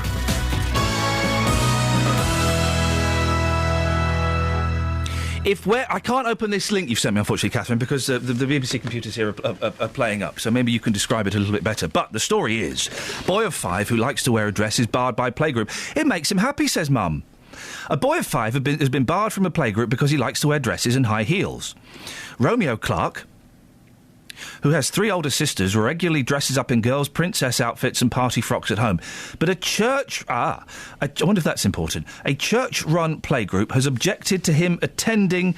the church-run playgroup has objected to him raiding his dressing up box to attend its weekly after-school club. OK, so it's a religious thing here. That's a suggestion, isn't it? It's a suggestion. A trainee minister who runs the Wednesday evening play session at the Pentecostal church told Romeo's mother, Georgina Clark, her son could no longer attend the club for 5 and 6-year-olds unless he dressed like a boy. Organisers said Romeo could confuse other children. Oh, and there's a picture of the little boy dressed up. You got video of the little boy dressed up. So basically, it's pictures of him dressed up in various princess fairy outfits. Yeah, I mean, I think we got the idea without seeing all the different outfits that he's got. Hang on, go up one. What's him sat on that puff? I mean... They've posed him like that. They've put him in an effeminate girl's pose there, deliberately, which seems a little bit cruel. I think the Mail... What a surprise. The Mail have exploited this. I think that's a bit unfair. I think the mum has been, let's be generous, shall we, naive to allow the Mail to come around. Go on, love, just get him in another outfit and get him to sit on that in a coquettish way. Well, he's dancing around on this video, which, of course, little boys do. I think the mum's not been particularly helpful on this. But I don't see any problem. I mean, he's going to... In 10 years' time, he's going to be furious with his mum for this. Why did you let me do it? But I don't see any problem with little boys dressing up as Snow White or princesses or fairies, because to them it doesn't necessarily mean anything. They haven't learnt the gender roles, and it's fun, it's dressing up, it's playing, it's fantasy. I wonder if there are any parents out there who stopped their sons doing something because they were worried about what people might say, or daughters, in fact. I mean, my little girl likes playing with dinosaurs. She prefers dinosaurs to fairies in many ways. Do your little girls? That? No, because it's all about girl power, isn't it? Why not the other way round? Did your little girls ever dress up, for example, as Woody or Buzz or spacemen or something like that? I think they've been soldiers. Yeah. And we've been to places where they were soldiers. Well, they mimic what they see, and he's got 4 sisters. Yeah.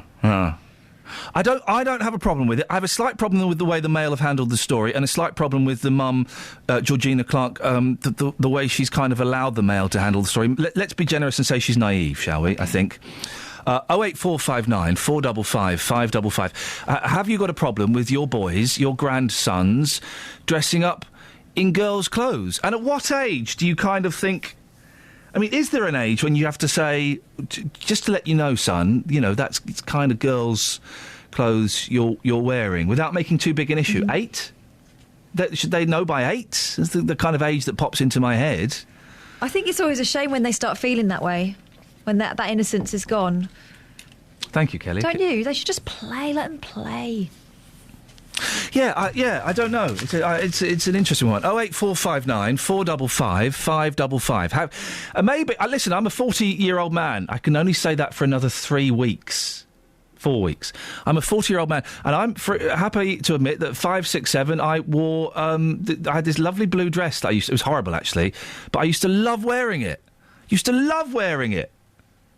Are you man enough to admit you've dressed up in women's clothes when you were younger? 08459 455 555. Travel news for beds, cards and bugs. BBC Three Counties Radio. On the speed sensors in Boreham Wood, the A1 southbound, slow going between Stirling Corner and Mill Hill Circus. Also the M25 anti-clockwise, queuing now between junction 17 for Maple Cross and 16 for the M40. Still got those delays between junction 21 for the M1 and 20 for Kings Langley 2. On public transport, the Piccadilly line has westbound services suspended between Cockfosters and King's Cross, with severe delays on the rest of the line after a signal failure. I'm Alice Glossop, BBC Three Counties Radio. Thank you very much, Alice. 7:16, it's Friday, the 9th of May. I'm Iain Lee. These are your headlines on BBC Three Counties Radio. Ministers are being urged to fundamentally change the way terrorism is tackled in the UK. MPs say Scotland Yard's powers should be transferred to a national body. A man is in hospital in Milton Keynes with serious injuries after being stabbed in Bletchley on Wednesday night. The 26-year-old was attacked in a mosque car park and his car was stolen. And in sport, practice starts this morning for Sunday's Spanish Grand Prix. Hertfordshire's Lewis Hamilton has won the last 3 races. BBC Three Counties Radio.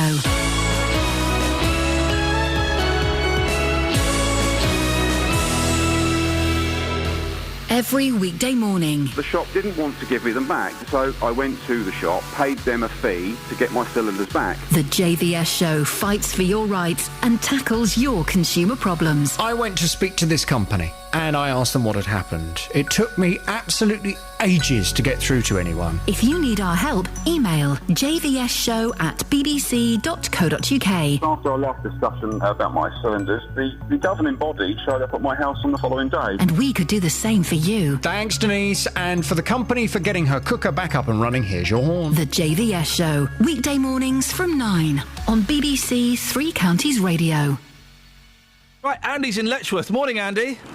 Good morning. What, you've called in about lad frock. What have you got for us? Well, my little boy used to dress up in frocks, and I wasn't terribly keen to begin with, but they used to do it when I wasn't there, so I gave up in the end. He's now close to 30. He's gay, but he doesn't wear frocks anymore. In fact, he's a beardy, sort of strong-looking guy, so I think he's pretty harmless. And I think it's almost as if the church is not accepting diversity, you might say. What age was he, and what kind of things was he wearing? He's wearing his sister's frock, and he wear his sister's heels, and I think on occasions might have swung a handbag around, but it was just sort of like dressing up. There was no harm in it. Do you think... Because when I used to do it, it was the same as me dressing up as a cowboy, or the same as me, dressing up as someone from a film. It wasn't, I want to experiment with being a woman. I didn't realise that there was gender differentiation in clothes. It's the adults that have a problem, not the children, I think. And why... You say you were uncomfortable with it, Andy. Why? I don't know. I guess I wanted my little boy to dress in a cowboy outfit. Yeah. But, at the time, I guess I hadn't grown up that much, and after a while, after a little while, I very quickly sort of got it and left him to it. His mum didn't mind; she thought it was amusing.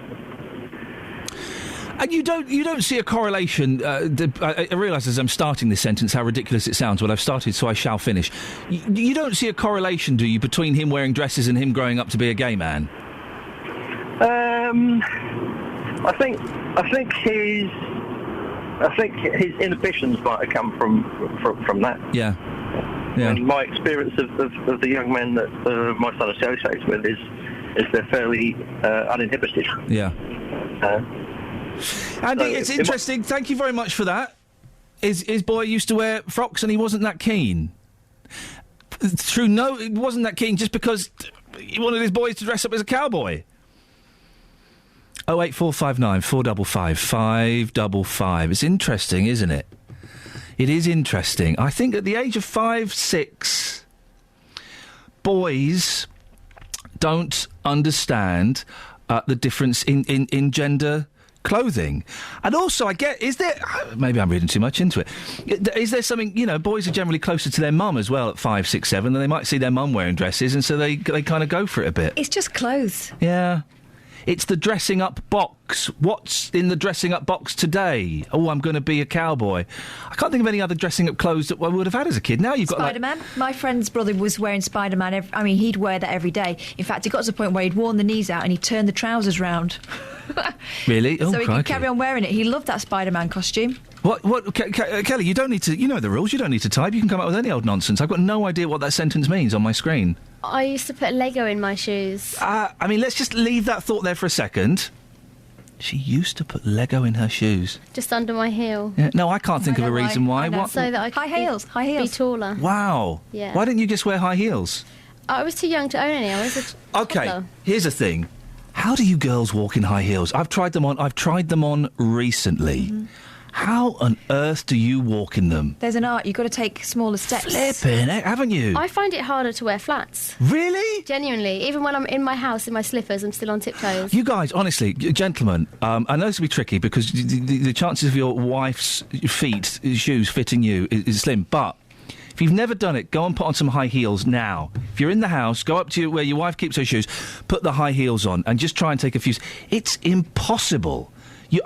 Ultimate respect to chicks. I remember my mum teaching me how to walk in them. My first set of high heels. You have to have lessons how to walk in them. Yeah. That's nuts. Yeah, you kind of have to change your posture and take smaller steps because, I'm a bit of a strider. Yes, well, definitely. You but now walk I like stride a man. in heels. Talk like a man. Sorry? Well, thanks. It's a Four Seasons song I was just thinking of. But, you have to... very delicate... And it's how you get the swing. It's partly difficult for men because we got things there that stop the swing. There is a rhythm. But honestly, gentlemen, can you go and do this for me now? I know some of you will be willing to do this. Go and find your wife's high heels, squeeze into them, and try and walk downstairs. Wait, Walking downstairs. Can this be filmed, please? Oh, if you want to film it or take pictures, then send it in to us. I'm sensing there are going to be a lot of difficult conversations being had later on this morning. What's our generic email? 3cr.news@bbc.co.uk. No, it's 3cr@bbc.co.uk. Well, if you know just it, why send them did to you you ask? and pass it on. All right, but they might... OK, Iain.lee@bbc.co.uk. Pictures of you and short films of you in your wife's high heels. Your wife's high heels. Your wife's heels that are high, please. I just don't know how you do it, women, honestly. You've got so much to put up with. I really feel for you. I really do. I think you're all so lovely. Sorry? We're doing all right. You're doing all right, girls. And you should be very proud of yourselves. Are you wanting a compliment back? No, this is genuine coming from my heart. I think girls... genuine patronising. I think girls are amazing. Think you would look lovely in a dress. Oh, I haven't got the legs for it. Oh. I've got the face and I've got the moobs. I haven't got the legs for it, and that's my downfall.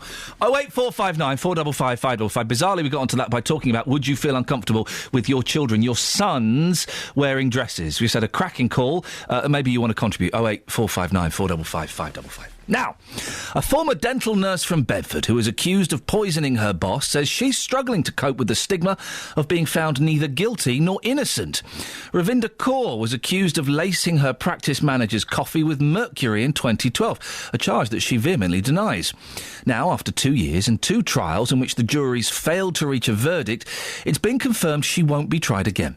Here's the second part of our exclusive interview with our reporter Tony Fisher. The CPS wanted another trial, and unfortunately the judge, my counsel, Rupert Bowers, did suggest that they actually haven't heard of a third trial. No, I don't think many people have heard of a third trial. And did the judge agree with that? Yes, he did. And at that moment, did you feel relief or how did you feel then? I felt really happy. I had a great relief through me that it's come to an end. I will not be attending another trial. And I was just I just felt freedom. I've gained my freedom back, and slowly I will rebuild my life. But I was just so relieved. But 2 trials, no verdict reached, both collapsed. You haven't been cleared, but you haven't been found guilty either. Isn't that the case? Yes. A judge quitting and a jury quitting is same matter. Would people still might look at you who might know you and think, oh, there's no smoke without fire, something must have been going on there? Yes, people do have their judgments. I have been made comments at and looked at. But however, I'm not worried about what people are saying, because this is my life and I will recover and I will rebuild my life. I will regain back my confidence and I'll be marketable. And you're here in Bedford, you've got your family here in this house, your mum and your brother. I mean, how is it, what's the effect been, not just on everyone else? Because it's always the other people, isn't it, that get affected, almost more so than you.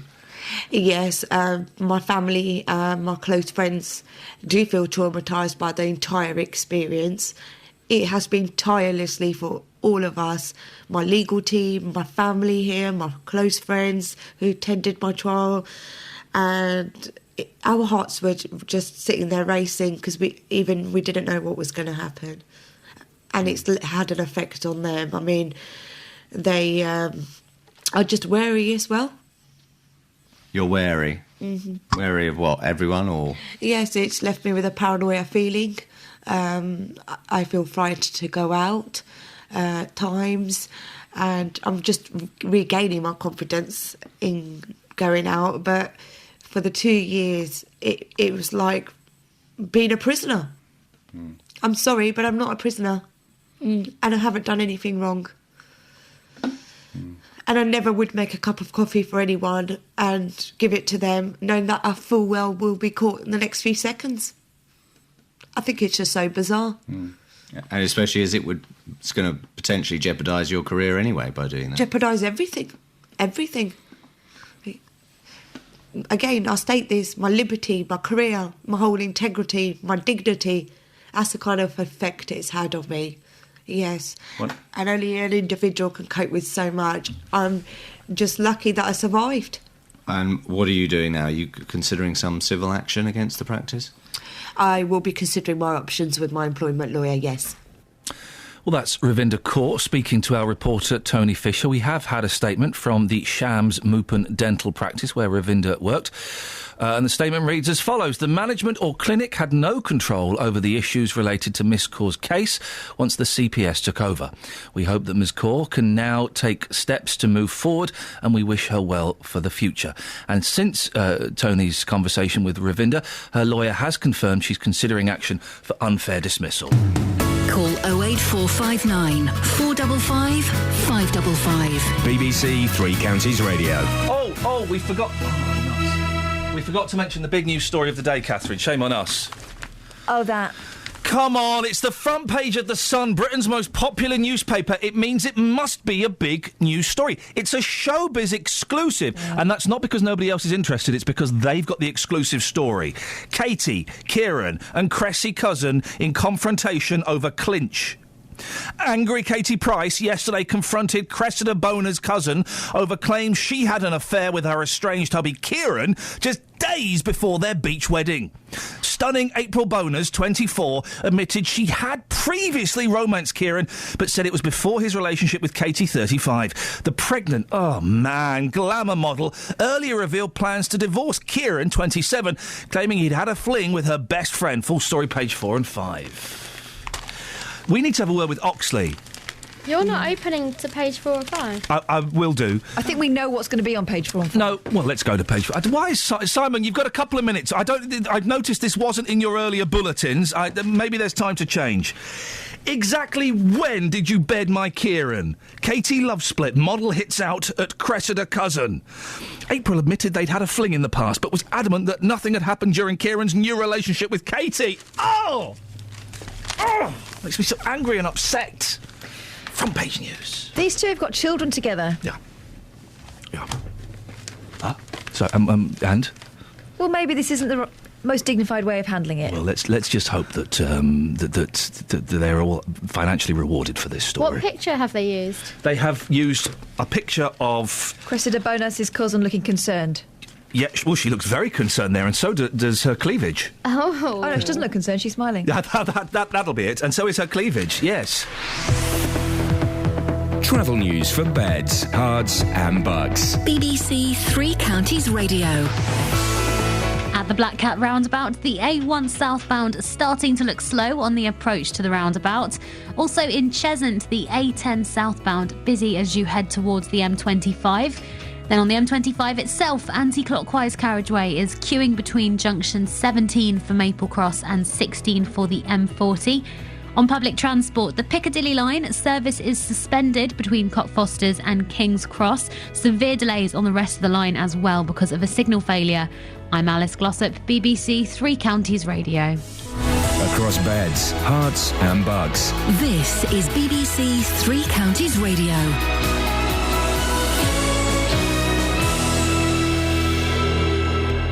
It's 7:30. I'm Simon Oxley. Ministers are being urged to fundamentally change the way terrorism is tackled in the UK. MPs say Scotland Yard's powers should be transferred to a national body. A man is in hospital in Milton Keynes with serious injuries after being stabbed in Bletchley on Wednesday night. The 26-year-old was attacked in a mosque car park and his car was stolen. And a dental nurse from Bedford is considering taking a case of unfair dismissal against the employer she was accused of poisoning. Ravinder Kaur has faced 2 trials in which the jury failed to reach a verdict. Now it's been confirmed she won't face a 3rd trial. Three Counties Sports. BBC Three Counties Radio.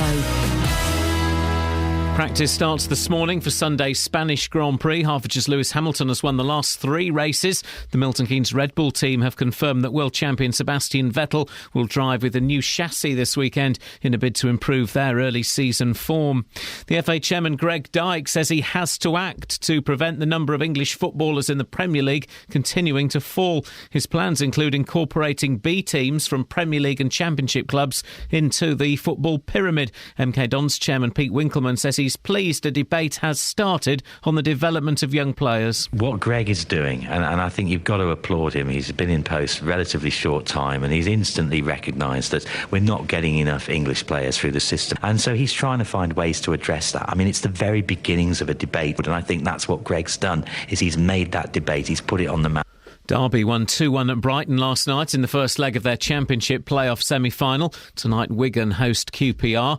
Luton's development squad lost 2-1 to Biggleswade Town in the Bed Senior Cup final at Kenilworth Road. The Hatters took a first-half lead through Alex Wall, but second-half goals from brothers Lee and Sam Reid saw Biggleswade lift the trophy for the second successive year. After yesterday's second stage in Bedford, cycling's Women's Tour of Britain is in Hertfordshire tomorrow with a stage from Cheshunt to Welwyn Garden City. Today's stage is from Felixstowe to Clacton. And Peter Moores takes charge of his first game in his second spell as England cricket coach today. England play Scotland in a one-day international in Aberdeen. BBC Three Counties News and Sport. The next full bulletin is at 8. Across beds, hearts and bucks. This is Iain Lee. BBC Three Counties Radio. Yeah, rap fans. Sad news. Catherine, you've just imparted some rather sad news to us. Yeah. Let's hear it. The voice of Tony the Tiger has died at the age of 64. That's no... See, well, hang on a minute. Well, A, that's no age, and that's very, very sad, and a great loss to adverts, to Cyril Everett and to his family. Culture. But 64, those adverts have been around for at least 30 years. I remember seeing them as a boy. So he was pretty much a boy when he was doing them. Well, no, this is a different one.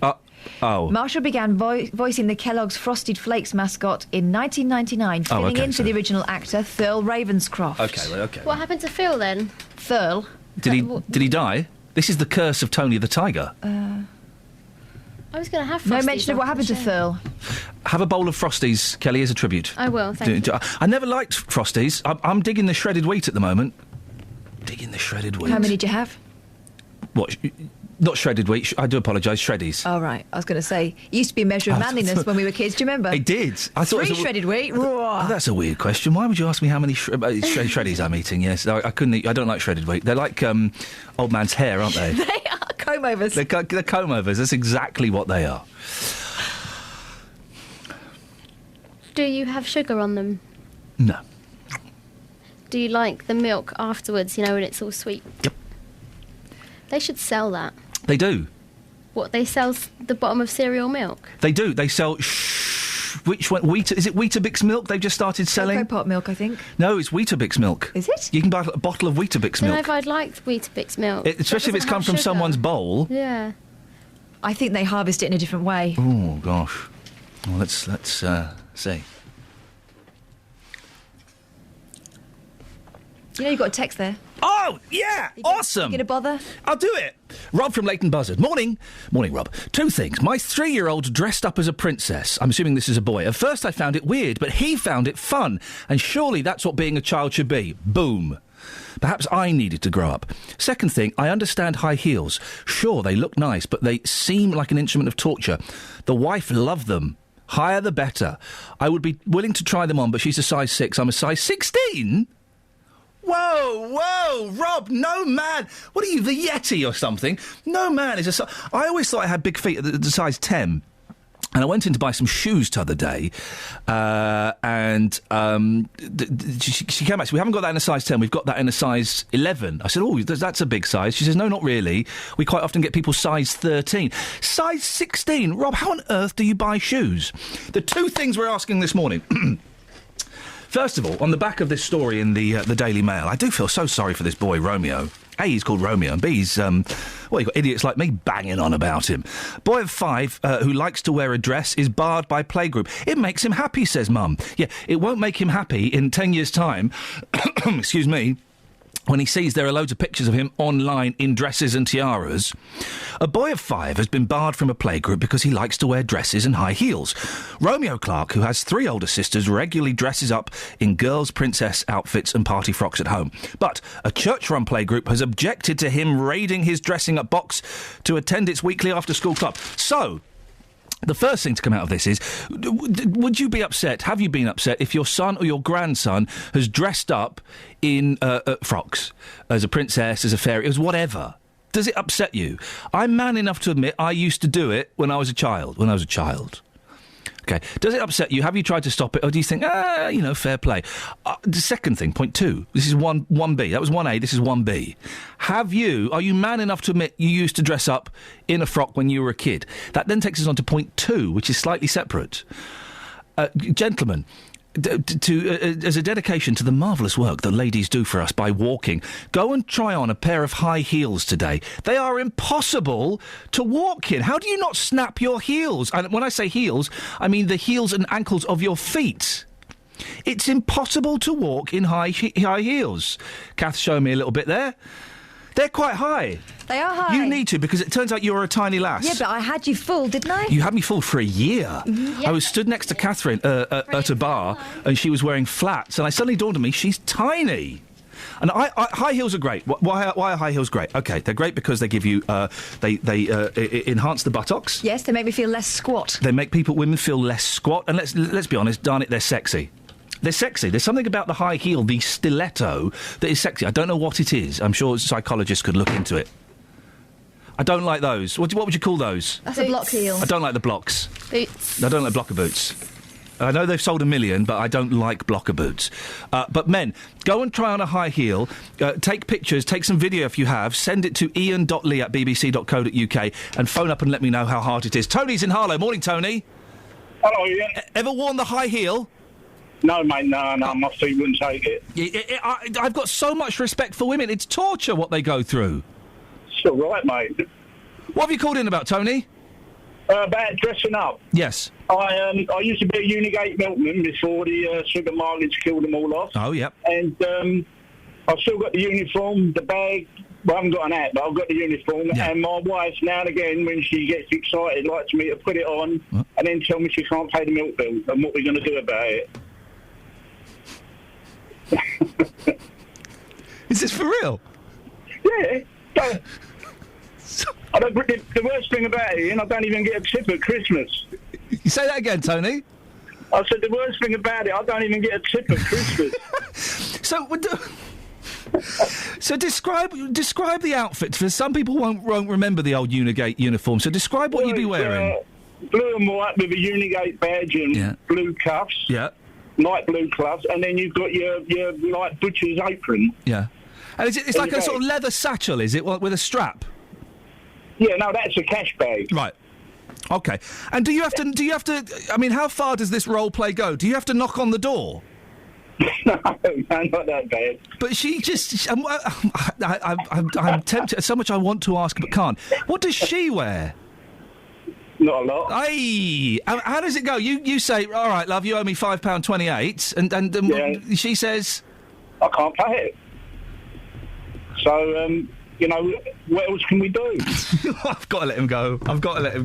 Can we squeeze that into the podcast? Little bonus track. Oh, dearie me. I mean, if this were a late-night show, we would then open the phones. What do you dress up in the bedroom? But it's not, so we won't. I understand that men in uniform are attractive.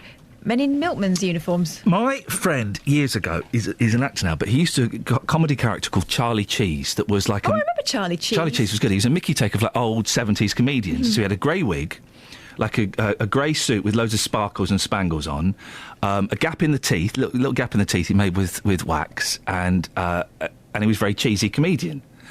And he once went out with a lady who said... Can Charlie come to the bedroom tonight, please? And she wasn't talking about... It wasn't a drug reference. She actually wanted him to dress up in character. And he said no. Don't bring the show into it. Don't bring the show into it. Janet, good morning, Janet. Janet, sorry, you're there. Hello, Janet. Hello. Janet, would you ever ask a partner to dress up as a milkman? I don't have a partner. OK. Well, that stems the conversation. That stems the conversation, but we can all fantasise, Janet, about not having enough money to pay the milk bill. What can I do for you, Janet? Well, I don't recommend you to wear your high heels on Sunday if you're coming to the spring plant fair at Ashridge. Ah, wow. You might get a bit stuck in the mud. Yes, that could be. What is this spring plant fair? It sounds awesome. Oh, jolly good. I'm glad you think it is. Yes. Well, it's the 17th year that Ashridge has held their spring plant fair. Yes. It's a free entry, so you can all come and have a look. And there are thousands of plants which have been raised in private gardens and are sold for the benefit of the Trust at a very modest price.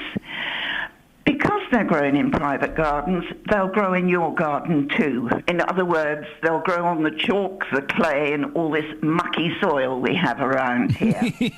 Yeah, there is a lot of mucky soil around here, isn't there? So, therefore, the stuff that I put into my pots is the mucky soil, and I grow plants which then I hope you will come and buy.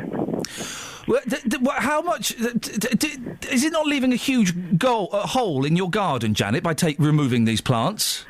Well, I've done it for 17 years. Oh, if you drive past my garden, I don't think you would say it had made an enormous effect. No. No. Well, that's a wonderful... Well, just tell us exactly where it is and what time, Janet, so people can pop along if they want. It's Sunday the 11th of May. Yep. It's from 11 till 4. It's a free entry. And the money we raise this year is going to extend the hard path for the mobility vehicles that allow people who don't walk that well to go round the bluebells, which of course are in bloom at the moment. Beautiful. And to go further along to see a good view of Ivinghoe Beacon. Fantastic. And this is in Ashridge? This is at Ashridge. You get it on the B456. Well, Janet, I will not be able to make it as I'm otherwise engaged, but I wish you the very, very best of luck. Thank you so much. Thank you very much. Ken's in Luton. Morning, Ken. Morning, Iain. Ken, what have you got for us? I wonder if Tony, when he used to dress up and do all his whatever he had to do... Yes, he had to collect the money that was not available, yes. Well, if... Deliver 1 pint or two. Well, they are. Do you want cream with that? Katie Price. Yeah, sorry? 2 large milk bowls. There we go, aren't they just? Yes. Were you ever a milkman, Ken? Oh, yes. Yeah? Do you find the milkman uniform exciting? No. No? Did any of your girlfriends want you to dress up as a milkman? No. But I wonder if Tony's wife... Here we go. If she was disappointed... Yeah. Did she get any change? Did he give her change?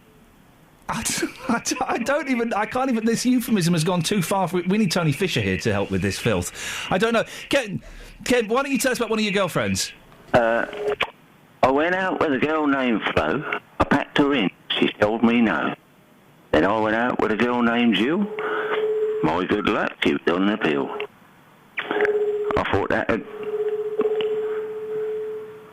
Right, Ian?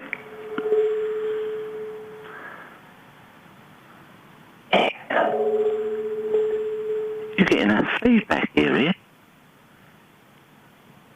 Has he gone for a tea break? We'll have to get Matt on. Matt! Matt! Kelly? I went out with a girl named Kelly. She used to like me to rub her belly. Travel news for beds, cards and bugs. BBC Three Counties Radio. On the M25 anti-clockwise, there are queues between junction 18 for Chorleywood and 16 for the M40. At the Hunton Bridge roundabout, the A41 heavy going as you head towards Watford. And at the London Coney roundabout on the speed sensors, both of the North Orbital approaches looking heavy at the moment.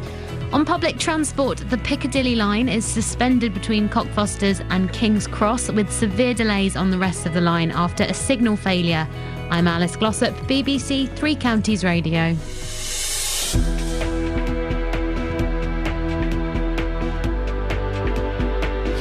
Right, 7:46. It's Friday, the 9th of May. I'm Iain Lee. These are your headlines on BBC Three Counties Radio. Ministers are being urged to fundamentally change the way terrorism is tackled in the UK. MPs say Scotland Yard's powers should be transferred to a national body. A man is in hospital in Milton Keynes with serious injuries after being stabbed in Bletchley on Wednesday night. The 26-year-old was attacked in a mosque car park and his car was stolen. And in sport, practice starts this morning for Sunday's Spanish Grand Prix. Hertfordshire's Lewis Hamilton has won the last 3 races. Coming up, would you allow your boy, your son, your grandson to wear a dress, or does it make you feel a little bit uncomfortable? 08 459 455 555. Before that, let's get the weather.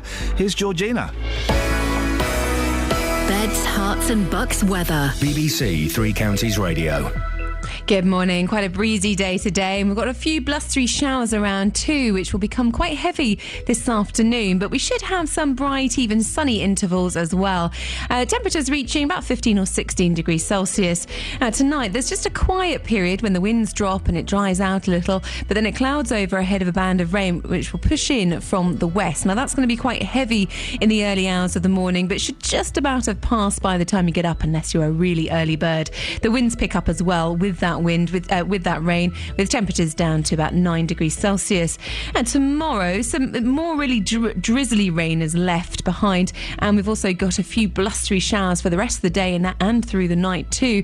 They're going to be quite heavy at times, but we should have some sunny spells in between, with temperatures up to 16 or 17 degrees Celsius. And we continue with sunshine and blustery showers for Sunday and Monday, but it will be slightly on the cooler side. Tuesday, not looking too bad. We've got lighter winds and only a few showers around, but it does look like it will be unsettled all the way until Thursday.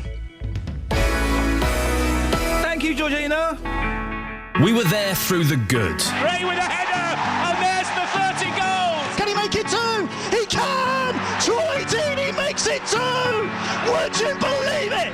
Watford are 2-up at the Etihad Stadium. We were there through the bad. Stevenage have been relegated from League One after losing 3-1 at home to Bristol City. And as quick as you like, Bristol City have gone from defence to attack, and the ball's in the back of the net. And of course, we were there when this happened. Wycombe Wanderers have won 3-0. Bristol Rovers have been beaten, and those Wycombe fans are going mad. And we'll be back in August for another season of unrivaled coverage of your local team. Three Counties Sport. From BBC Three Counties Radio. 08459 455 555 is the telephone number if you want to give us a call. Fair play, we're bullying Justin Dealey. It's bullying at work, girls, what we're doing. It's hilarious. Hey, don't involve me in this. Well, you were giggling. It was really funny. What were you doing? I was ringing Justin, who was answering, and I was going, nothing, and then hanging up. And he still answered about 5 times. Hello? Oh, are you doing it now? Yeah. He's got white... Nothing. It is quite good He fun. answers like it's a brand new person every time. If you see Justin Dilly's in Milton Keynes, he's by the point. If you see him, go up to him and then just go, nothing, and walk away. Please. You're right, Just. Lovely to meet you, darling. Yeah, Oh. Just, you're right. Yes, yourself? Yeah, who's that you with? Just some listeners coming up to me saying nothing. Oh, it's bullying in the workplace. No, except you're not in the workplace. You're at Milton Keynes. The point. Yes, I'm here. So live. Live. Let me read it. We've got some texts here. Some Facebook. Jenny says, "Does the church also ban girls who dress up as boys?" Mm-hmm. I don't think they do. Although, are girls allowed to wear trousers in school now? That was the big issue when I was at school, that girls weren't allowed to wear trousers. Yeah, do you know what? Huge debate over that when I was at school as well. Yeah. What's wrong with girls wearing trousers? Yeah. I mean, when I was at school, they said, well, it's not what girls are supposed to do. Well, if girls feel comfortable in trousers, let them wear trousers. Exactly. I remember a big thing. Yeah. I think Scoins is phoning me. Answer it. No, because it's Scoins. That means he gets a point. What if you answer? Shall I answer? All right, right. Scoins, I know it's you, so you don't get a point. Oh, I hung up on him by mistake. Nettie says, look at what our ancestors wore. Jesus and the disciples would have worn long tunics. Yeah, they wouldn't have dressed up as princesses or fairies. And Carol says, girls wear trousers. You can't argue with the stats, can you? No, you can't. You can't argue. You can't. You cannot argue with the stats. Dealey, you've been out asking people about this. What have they had to say, mate? Yeah, just outside there at the point in Milton Keynes, the home of our big tour. Lots of talk about this 5-year-old child, Romeo. I've been getting a variety of views, Ian. Here's what people had to say. Well, here's somebody who's a senior nursery assistant, so you're dealing with children every single day, looking after them. Have you ever known a boy who's arrived wearing a dress? Yes, I have actually. I've known boys to come in with handbags, dresses, all sorts. In particular, if they've got sisters they want to copy, mums they want to copy, and in the nurseries. And how old are these children? Varying, anything from 1 to 5. I mean, you seem to talk about it as if it's quite normal, actually, so I presume you see nothing wrong with it. No, not at all. It's no different to a girl, participating in gunplay or anything like that. Yeah. So this boy who's been banned, who's 5 years old from this particular playgroup, you certainly wouldn't be banning any boys that turned up wearing dresses? No, definitely not. It goes against all the anti-discriminatory practice, which is relayed into every nursery assistant today. Good morning, madam. Your grandson is going to be 5 years old in December. How would you feel if he started wearing dresses when he came to see you? I'd try to discourage him. Can you tell me why? Well, basically, it's not right, because he should be wearing boys' clothes, but obviously other people, their opinions and stuff, he'd get bullied and stuff, so I wouldn't let him wear them. Derek, you have 2 sons. Would you have let them wear dresses at 5 years old? No, definitely not. You say definitely not. Tell me why. No, I don't agree with it. Just don't agree with it. No. The kid is clearly happy in this particular case. So what's the problem? Oh no, it's just not my nature to see that happen. I was brought up with a big family, but that wouldn't be allowed in my day. The elephant in the room, Justin, as Catherine has rightfully pointed out, is are some people worried that wearing a dress on a young boy makes him gay? Possibly, but I think, somebody makes the point there, young children can be particularly cruel. That lady whose grandchild is going to be 5 years old in December, she would fear that if her grandson was to be wearing a dress, that he would be bullied. And please, can you stop phoning me saying nothing? OK? I've got the phone ringing right now. That's not us. Yes, it is. Well, it's not. Yes, We're doing the show, mate. Yes. Answer it and find out who it is. OK, hold on. Hello? Nothing. Trying to do a serious report here. And by the way, Scoins is trying to claim 1-0 over me. That wasn't the point. Scoins, he can't win anything. Scoins, he can't win anything. He certainly can't win at life. Yeah. Well, Justin, listen, I appreciate that. Do you want to get your phone? Yep. Hello? Nothing. Thank you, Justin. We'll speak to you later. You just tell us exactly where you are if people want to come and say nothing to you. I'm outside the old Grotty Point here in the new city, new town, call it what you want, Milton Keynes. Come and see me and say nothing. I'll let you get the phone there, Justin. Excellent stuff. 08459 455 555 is the telephone number if you want to give us a call on that. Is that the fear that, and you raised this, Kath, excellently, is that the fear that it might make them go a bit gay if they wear dresses? Somehow you're encouraging them by not stopping them. It's kind of what I heard. Maybe I'm putting too much on this, but it's kind of from the older generation, those older people we heard. That seems to be the fear. And it's interesting, isn't it, what other people would say. Yeah. It's sort of deflecting. Isn't it more about what we feel? Yeah. You bring your children up or your grandchildren up the way you want life to be, don't you? 08459 455 555. Some text here. Boys in dresses. Would the playgroup ban a Scottish boy for wearing a kilt or an Arabic/Asian boy for wearing robes? Both could be considered by some not to be menswear. From Janet and Chesson. 08459 455 555 is the telephone number. Leslie in Watford says, if Bart Simpson can walk in heels, so can you. By the way, haven't you seen the Brit film Kinky Boots? Now, how's about that guy in his high heels? No, I haven't seen Kinky Boots. We've got an email about this. We've got 2 emails. Let me do one and then I'll... April says, morning, Ian. I'm 5'9". My usual work heels are 3.5 inches. That's high. My usual going out heels are 4.5 inches. My specials are anything above with platform. Wow. Flipping heck. How could... No, but with a platform, it's not quite as high. Oh, OK, but 4.5 inches is still... I mean, that's... Going from the survey we saw in the newspaper yesterday, that's France. You'd struggle to run for a bus. Walking into a meeting wearing heels, making me 6 foot, blonde hair and skirt does not put me off at all. What's your... Power. Is it power? Yeah, I think so. James has emailed. Flippin' heck, Ian. Give us poor drivers a bit of a warning. When Ken says Kelly let him rub her belly, I already have a load on board. No. And heard that, I'm starting to crown because I was laughing so hard. It's Jim. Cat's not impressed. Jim. Ah, dearie me. Ian. Kath. Victoria's on the line. Morning, Victoria. Good morning. Hello there. I called to talk about guys wearing girls' clothes, and to tell you the truth, I'm a cross-dresser, but I'm also happily married. Oh, gosh. And my wife, before I ever married her 29 years ago, I said, listen, you need to understand that I've been raiding my mother's makeup drawer since I was 7. And in fact, I actually sell Avon as well, which if you can imagine it. Well, I didn't think anybody sold Avon. I'm more shocked about you selling Avon than you dressing up in women's clothes. Well, I'm not shocked at all, and in fact, all of my customers know I'm a cross-dresser. Do you sell whilst you're dressed up as a woman? Well, I don't go as a drag queen. I just wear some makeup and I look feminine. That's all. I do. Here's the problem I have with some cross-dressers, Victoria, and it sounds like you're not one of these. Why do a lot of cross-dressers and trannies dress up like tarts? Well, if they're going to dress up as a woman, why don't they dress up as a woman in, like, smart women's clothes? You'd never even know. In fact, I've been at marketplaces as an Avon rep, and you'd never even know. I don't dress like a tart at all. Why do you do it, Victoria? Because I like it. But what do you get from it? Does it assuage your feminine feelings? Is it sexual? Is it just the fit of the clothes? Why?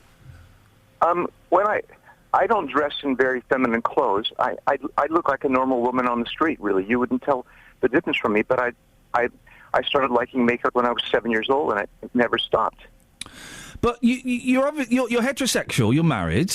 Oh yes, totally, completely, and not gay in the slightest. And I'm not being down on gays, but I'm not gay in the slightest, and wouldn't consider it.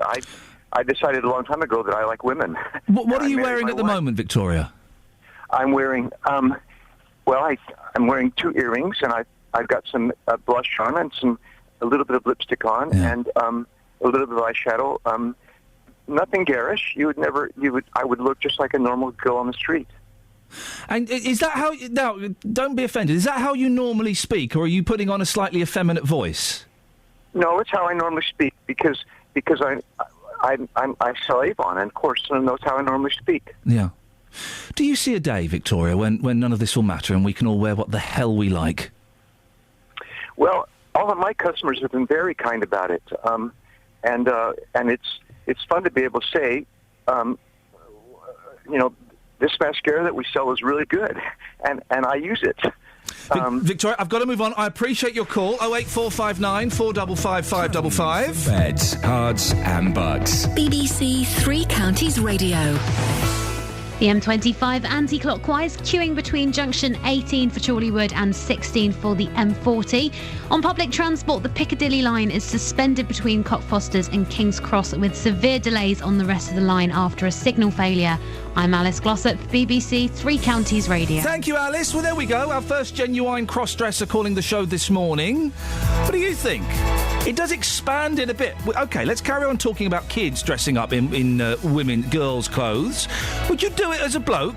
We've all done it at some point, haven't we? Local and vocal across beds, hearts and bucks. This is BBC Three Counties Radio.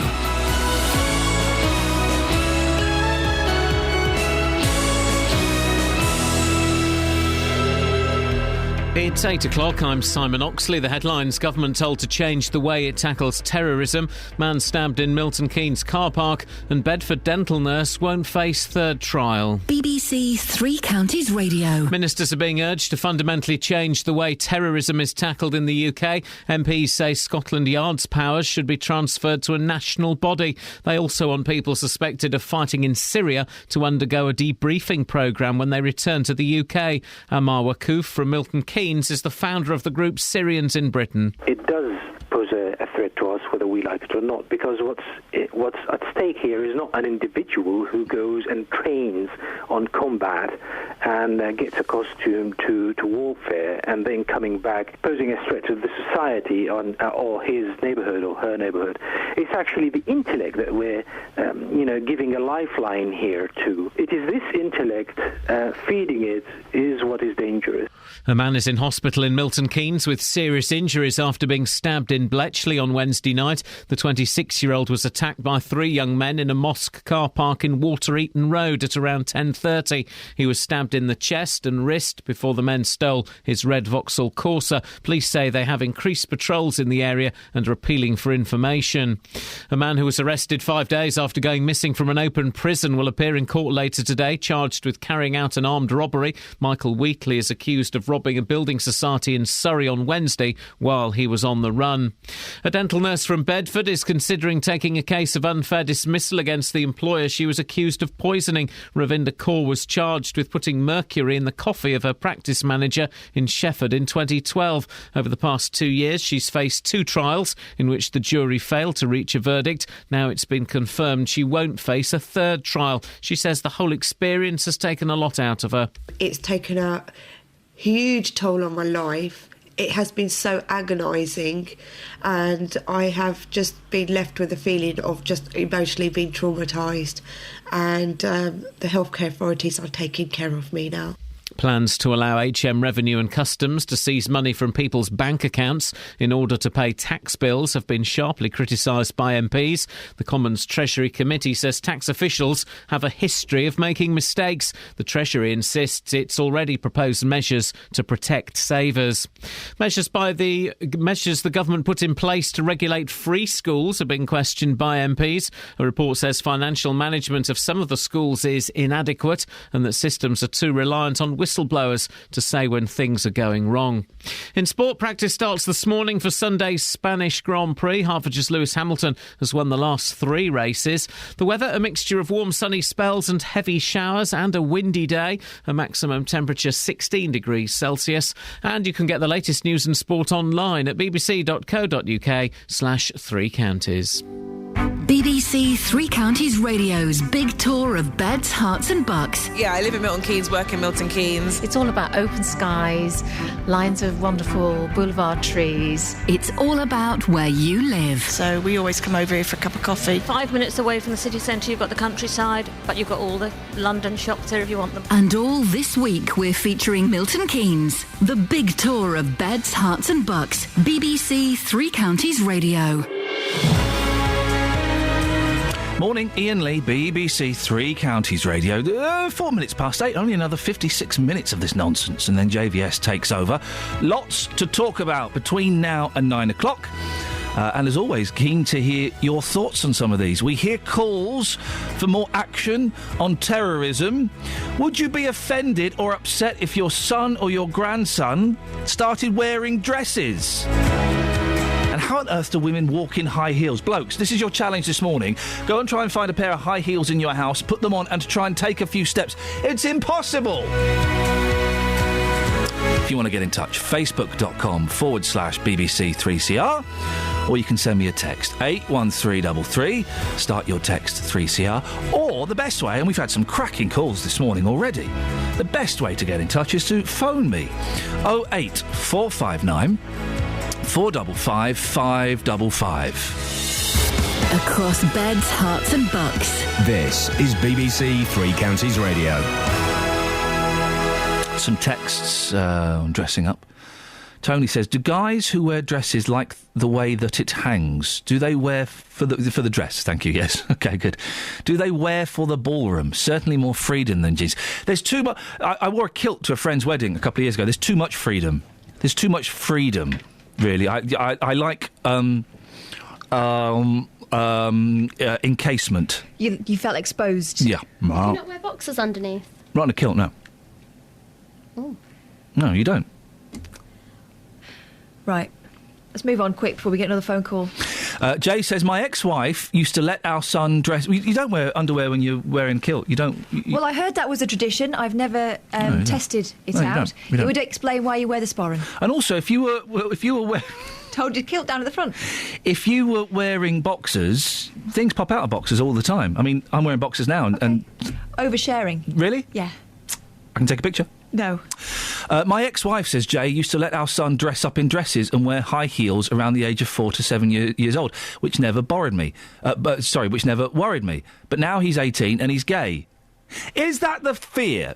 Because I don't think... Well, there isn't a connection between wearing dresses as a boy and being gay. Is there? Is that the fear? That if you allow your son to wear a dress, he's going to turn up being gay later point in his life? Is that the fear? There can't be a correlation between those, can there? Someone needs to do a study into this immediately. 08459 455 555. Now, the government is being urged to make sweeping changes to the way terrorism is tackled in the UK. The Home Affairs Select Committee wants a new national body to take responsibility for counter-terrorism, which is currently handled by the Metropolitan Police. It also wants people suspected of fighting in Syria to undergo a debriefing programme when they return to the UK.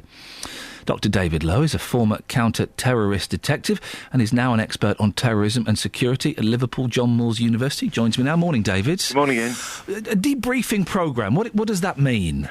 If you're looking at individuals who are returning from an area, it would be bringing them back to what we'd expect to be a normal lifestyle. You can imagine what it would be like if you've been over in Syria and you've been fighting with rebels, what they've been undergoing. But one big concern is certainly a lot of UK citizens who've gone over to Syria do get radicalised. I mean, we've had a few who've gone over to go and help with charities and then go and start fighting because of what they've seen or they've experienced. And most of it's with a group called Al-Nusayri. It's an affiliate of Al-Qaeda. And that's the big concern, really, Ian. And so what, debriefing would bring them back to, in inverted commas, a normal way of thinking? Yeah, I mean, you know, if you try and picture yourself in a war zone, one, you look at the pressures that they're under, what their mindset is, what they've gone through, the horrors of what they've gone through, and also then what's formulated their thinking, and it's assessing, are they a threat to our security? Because we've had a number of instances with other conflicts, which we've seen with the likes of Somalia with Al-Shabaab, where UK citizens have gone over to go and fight with Al-Shabaab and then have returned, and we've had a few of them who are on TPIM orders because they're assessed as a threat.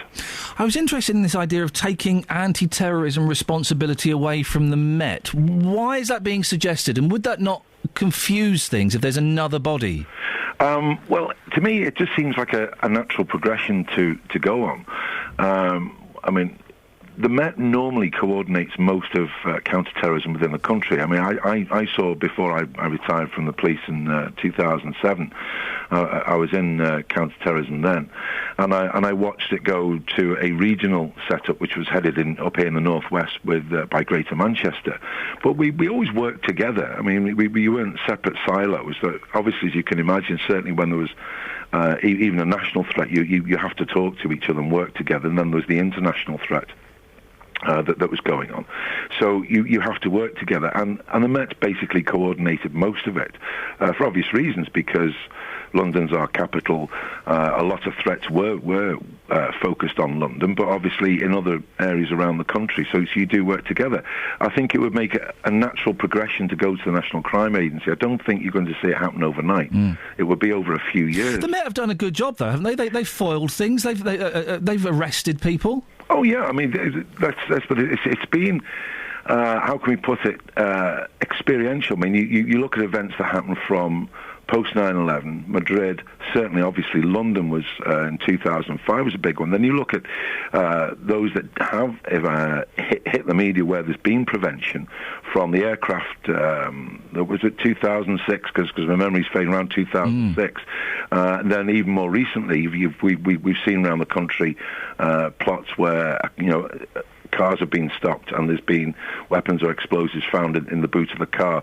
This is because they're working nationally anyway. And you're quite right that the SO15 have done a great job. And you have committed individuals in there working with intelligence, and obviously working with the agencies like Europol to pass intelligence on, because it's not just the UK. We have to look at Europe-wide, and certainly international terror groups, they travel, so we have to monitor their travel too. So they have done a great job. I just think it would take some pressure off. It seems a natural progression to go to the National Crime Agency when it's ready to take counter-terrorism. I mean, it was only set up this year, so you have to give it a period of time, but it'd be an easier focal point, and I think it would take away the pressure of the Met sort of having to look after their own policing area and coordinate nationally. Keith Vaz, MP, who chairs the Home Affairs Select Committee, says that recent events around the world, involving Boko Haram, Al-Shabaab and Al-Qaeda, show that the terrorist threat to us in the UK is as grave as it has been at any point in the past 13 years. Do you think that's the case? Yes, because I think what happens with, in effect, because counter-terrorism is about prevention. Absolutely key, because we don't want anything to happen in this country, and the state is keen to make sure that we stay safe. So what goes on behind the scenes, and these investigations can take months, but what goes on behind the scenes doesn't get into the public eye. When you normally find with a terrorist incident, it's when something has happened, or there's been a major prevention, and we suddenly see restrictions in our movements, like we see with airports and so on. So this threat is always constant, and they're always looking to have an attack. So we've got to stay vigilant. And of course, generally, if things are quiet, then we can become complacent, and that's the danger. David, fascinating stuff. I could talk to you for ages, but time is against us. Dr. David Lowe, he's an expert on terrorism and security at Liverpool John Moores University. Across beds, hearts and bucks. This is Iain Lee. BBC Three Counties Radio. All right, very excited. The Frank movie is out this weekend. I'm going to Birmingham today. I wonder if they're showing Frank in Birmingham, because I'd like to go and see that. Facebook comments on a lad wearing a frock. Dawn says, my son chose to dress as a witch one Halloween. Dress tights, choker, wig, makeup, etc. He then had a birthday party to go to and went as a spaceman. But when he was there, he wanted to have his witch outfit on, so we took him to get changed. What's wrong with it? People are so narrow-minded, they need to get a grip. David Beckham wore a sarong. And Hazel says, good old discrimination alive and well in the church. How narrow-minded of them. If you're calling I can see some of the phone lines are going. Don't worry, keep calling. We'll get to you eventually. It's a bit busy on the phones this morning, but we will get to you eventually. Should we have a quick look at the front pages of the newspapers? There's only three papers that matter, really. The Express, the Mail and the Sun, and boy, they've got the big stories. The Express, Brad and Angelina at a film premiere. Beautiful. The Mail, Angelina at a film premiere. The Sun, Katie Price and her husband and things. The Daily Mail do have other stories. Taxman to raid joint accounts. Wife could lose cash even if it's husband who's in arrears. The taxman is demanding powers to seize money from couples' joint bank accounts even if one partner owes nothing. Right, and? The Express has the same story. Taxman raid on our bank accounts. And as I've said, The Sun has Katie, Kieran and Cressy Cousin in confrontation over clinch. I mean, really, what on earth is going... There are 230 schoolgirls that have been kidnapped somewhere in the world, in Nigeria, and the best The Sun can come up with is flipping that stupid woman and her silly husband, and someone's cheated and they're probably going to get divorced. Really? Let's have a look at some of the other papers. The Independent. War or peace? Ukraine's future in the balance as split widens between Putin and pro-Russian separatists, and the free school spending free for all. MP's savage lack of proper oversight of how £1.1 billion of public money has been spent. The Daily Telegraph. Henry VIII finds a midwife. Oh, it's an actress who's got a job in a film. Who cares? Taxman has power to raid your bank accounts. Women could join... here we go. Wake up to an alarm clock, not your phone. Children have been told to use traditional alarm clocks rather than smartphones to wake them up. The thing I don't get with... If you use your iPhone as an alarm clock, I think, you have to have the smartphone... You have to have the iPhone on. I don't think you do. Do you not? No, I think it can turn itself back on when it needs to. See, I think. Well, this is it. I don't know. Am I going to take the risk? No. I thought you had to have it turned... 08459 455 555. A slight tangent, if you will. If you have an iPhone or a smartphone and you set the alarm clock on there, do you need to have the phone turned on? I think you do. No. Shall I try it? Yeah, I tell you what, I'm going to go to Alice. Okay. You try it. What time shall I set my alarm for? For 8:19. Okay, come back to me then. Turn your phone off when you've done it. Obviously. All right. It won't work. All right. 8:19, set phone turning off. Sweet as a nut. Travel news for beds, cards and bugs. BBC Three Counties Radio. In Bedford, the Bromham Road is queuing towards the centre of town from Biddenham. We've had callers report delays of over half an hour there to get into the centre of town. Also on the speed sensors, things busy in Redbourne. The Dunstable Road is heavy as you head towards the centre of town. That's at the roundabout with Harpenden Lane. The M25 anti-clockwise still got queues between junction 18 for Chorleywood and 16 for the M40. On public transport, trains still not running between Cockfosters and King's Cross, with severe delays on the rest of the line after a signal failure. I'm Alice Glossop, BBC Three Counties Radio. Thank you very much, Alice. It's 8:16, it's Friday. Yes, the 9th of May. I'm Iain Lee. These are your headlines on BBC Three Counties Radio. Ministers are being urged to fundamentally change the way terrorism is tackled in the UK. MPs say Scotland Yard's powers should be transferred to a national body. A man is in hospital in Milton Keynes with serious injuries after being stabbed in Bletchley on Wednesday night. The 26-year-old was attacked in a mosque car park and his car was stolen. And in sport, practice starts this morning for Sunday's Spanish Grand Prix. Hertfordshire's Lewis Hamilton has won the last 3 races. BBC Three Counties Radio.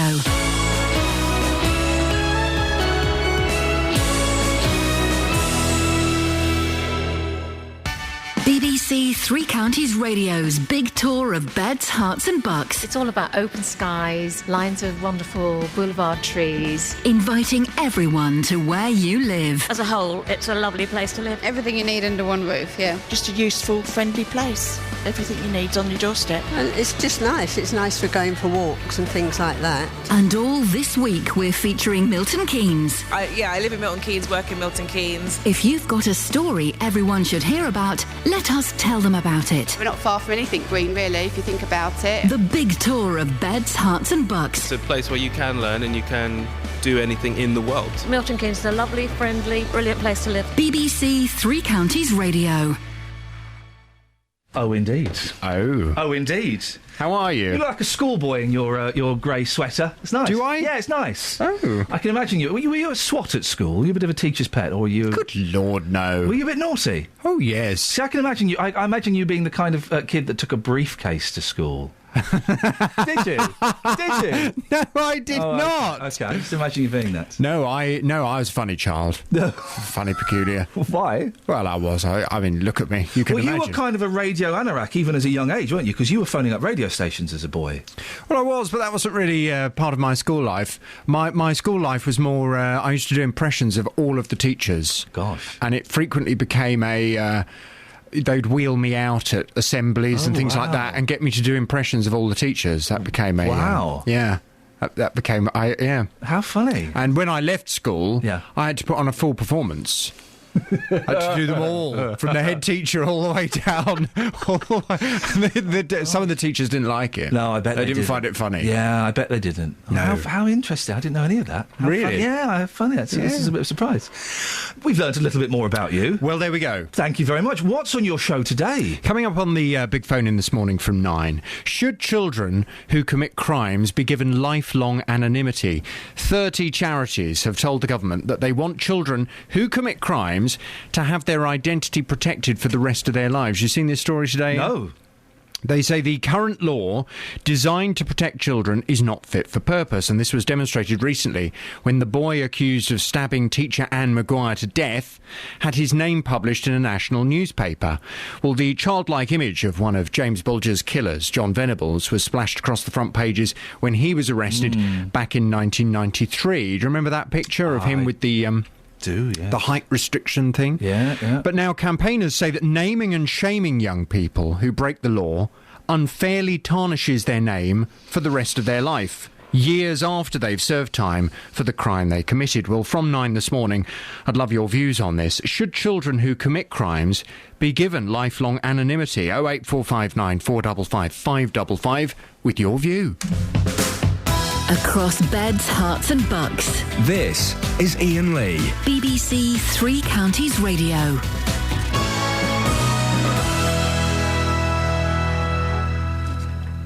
It hasn't gone off yet. Right, well, it's gone 8:19. Yeah, I know, but my phone's 10 minutes fast, so I've had to try and set it all different. So we got to wait for 8:29. No, that means it's happened 20 minutes ago. No, I've had to just wait a second. I don't think it's going to happen. I think it might happen in the next minute. Well, I mean, we're about to talk about something quite serious, so I don't want to go to the next guest. I'm worried about what I've set my alarm as, because sometimes it's a... All right. Go to the next guest, I'll tell you if it's gone off. No, what we do, I'll turn it on and set your alarm for 8:36, because we'll probably be talking to Dennis in Dunstable then or something, so it won't matter. OK, I'm just turning it back on. OK, excellent stuff. And we'll get this sorted out. Now, as I was saying, it is a slightly more serious issue to talk about here. The number of serious incidents attended by the East of England Ambulance Service has risen by nearly 1,000 in the past year. Excuse me. Doctors, paramedics and ambulance crews attended 6,195 incidents, with a figure of 5,290 for the previous 12 months. We can speak now to Chris Martin, who's the East of England Ambulance Service Trust's Critical Care Desk Leader. It's a long title, Chris, blimey. Yeah, good morning. Good morning, Chris. What do you put this increase down to? The project that we started back in 2011 as a trial really came into its own when we started to identify these very serious incidents that were happening. And it's really a case of us honing this desk and this critical care desk. And what it does is to the ability to be able to identify these most serious injuries and critical illness across the trust. So are you saying, Chris, that there's not actually an increase in the number of serious incidents, it's just you're recording them differently? And dispatching the right resources to them differently as well, yes. So it's always been a case of the demand on the ambulance service has always been high, and that number of critical injuries has probably always been out there. It's just a case of us now recognising that and illnesses such as major trauma as such a serious disease that we need to be doing something specialist about it. Do you still get idiots calling you up saying they've hurt their thumb or they can't open their pot noodle and stuff like that? Well, I wouldn't call them idiots, but... I'll do it for you, Chris. They're idiots if they're calling up like that. The demand on the ambulance service is such as because of calls such as that. Yeah, it's really, and this is again what it is that we're trying to do on the critical care desk is sieve out and triage the calls that we need to be sending our valuable resources to most urgently. But that, unfortunately, demand is high because of the lower acuity calls. Have you got enough paramedics? Because you were dealing with a shortage at one point, weren't you? In terms of the actual number of staff, yes, it was identified that because of the increased demand and because of the number of calls that were going out to, it was identified that we must reflect that as a trust, and so we are recruiting more paramedics and putting out more ambulances as well. The new CEO has come on board and has come on with a big vision for what it is that we should be doing over the next 12 to 24 months. And within that includes recruiting more paramedics and getting more ambulances out on the road. How is recruiting going? Because it's been a struggle. It's going well, actually. Numbers are coming in, and actually we had over 3,000 applications, I think it was, for only 400 jobs. So the demand for people wanting to do the job is there, and we're actually in the privileged position where we're able to recruit the highest quality of those applicants. If there's anyone out there in Bedfordshire listening, that's the only area we could probably do with a few more people coming through. Air ambulance crews are being used more, up to around 270 times per month, compared with an average of 190 per month in 2011. That must be a big drain on resources. Again, no, it's just a case of identifying the jobs that these resources should be going out to. Excuse me. So, as we mentioned earlier, the demand has probably always been there. It's now just a case of how we recognise that as an ambulance service. So what the critical care desk does is that it triages and it sieves every 999 call that comes in across the entire region and identifies which one of those could benefit from one of our enhanced care teams, either be it a helimed or one of our volunteer basics doctors, or even our hazardous area response teams. So it's really just a case of us sitting there identifying now with more of a scientific hat on as to which ones we should be sending these valuable resources to. Chris, I appreciate your time. It's Chris Martin, East of England Ambulance Service Trust Critical Care Desk Leader. You try saying that at this time of the morning. 08459 455 555 is the phone number. We're still talking about the story in the Mail. A playgroup. Christian playgroup, is that relevant? The story seems to think so. It's mentioned a few times. A Christian playgroup has banned a 5-year-old boy from attending because he likes to wear fairy dresses and princess dresses. He likes to wear dresses. And they say it's not appropriate and it could be confusing for him and the other children. Listen, I'm man enough to put my hand up and say when I was 5, 6, I used to have a turquoise dress that I used to wear. Why are you smiling at that? What? You had that little grin. No, I'm not. I'm just imagining it. Yeah, it was good. Imagine me as a 5-year-old. I was so cute, man. Really cute. I can imagine you were. Yeah. What did you put? Did you put anything on your hair, like tea towel or anything to... I wasn't a shepherd. Oh. Why'd I put a tea towel on my head? He didn't accessorise. Boys did that where I live. Tea towel on the head. That's shepherds. Dress. That's shepherds, isn't it? Whatever. Or was that supposed to be hair? It was supposed to be hair. I had hair. To make it more realistic. I had hair. It was the 70s. I had long hair. Did you give yourself a lady's name? No. I mean, I wasn't becoming a lady. You still played lad stuff. Yeah, but just in a like dress. you play Lego and... Yeah. Eddie Izzard says, I mean, it's not the same thing, because you were being a kid, there was no other significance. He's a to it full-on tranny. Yeah, but he says he's not a gay man, and he's not a man dressed as a woman. He's himself with makeup and heels on. 08459 455 555. It's just clothes, is what I'm saying to you. You're just saying it's just clothes. It's just clothes. Well, Justin was speaking to some people earlier on who were upset or would be upset if they found out their grandson was wearing dresses. And I guess what I make up from what I heard there is that they are worried that their grandchildren might become gay because they wear dresses. Now, there's no correlation between the two. Is there?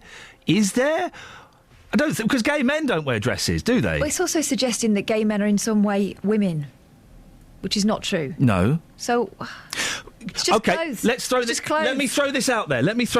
This has just popped into my head. I'm not saying it's true or not. While wearing a dress probably doesn't make you gay.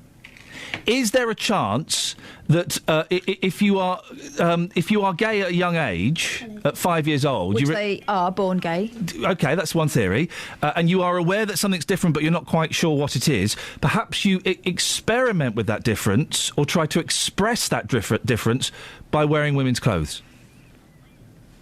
It's a thought. It's a thought. You're not buying it. I'm not necessarily buying it. I'm just throwing it out there as a possible. I don't think we're able to speak, Yes, we can. Well, what I mean is, I'm not a gay man, so I can't say to you, that was definitely a defining moment. You're not what? A gay man. Why are we friends then? You're my gay man friend. Oh, man. 08459 455 555. Would you be upset if your grandson, your son, wore a dress? Maybe your boys did it years ago and they're grown up now.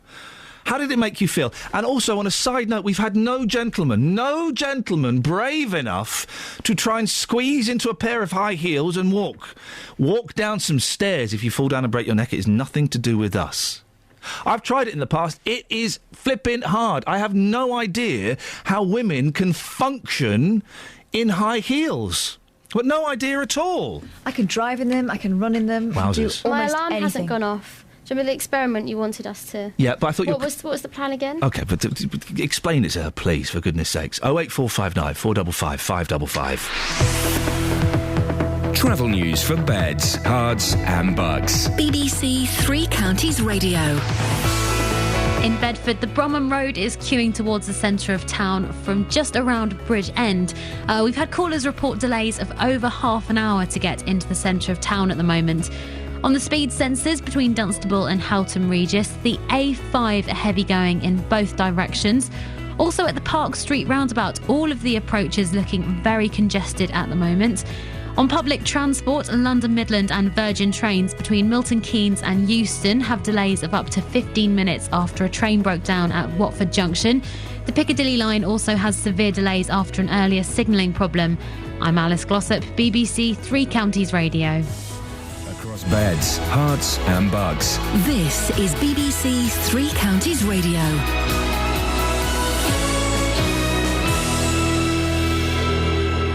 It's 8:30. I'm Simon Oxley. Ministers are being urged to fundamentally change the way terrorism is tackled in the UK. MPs say Scotland Yard's powers should be transferred to a national body.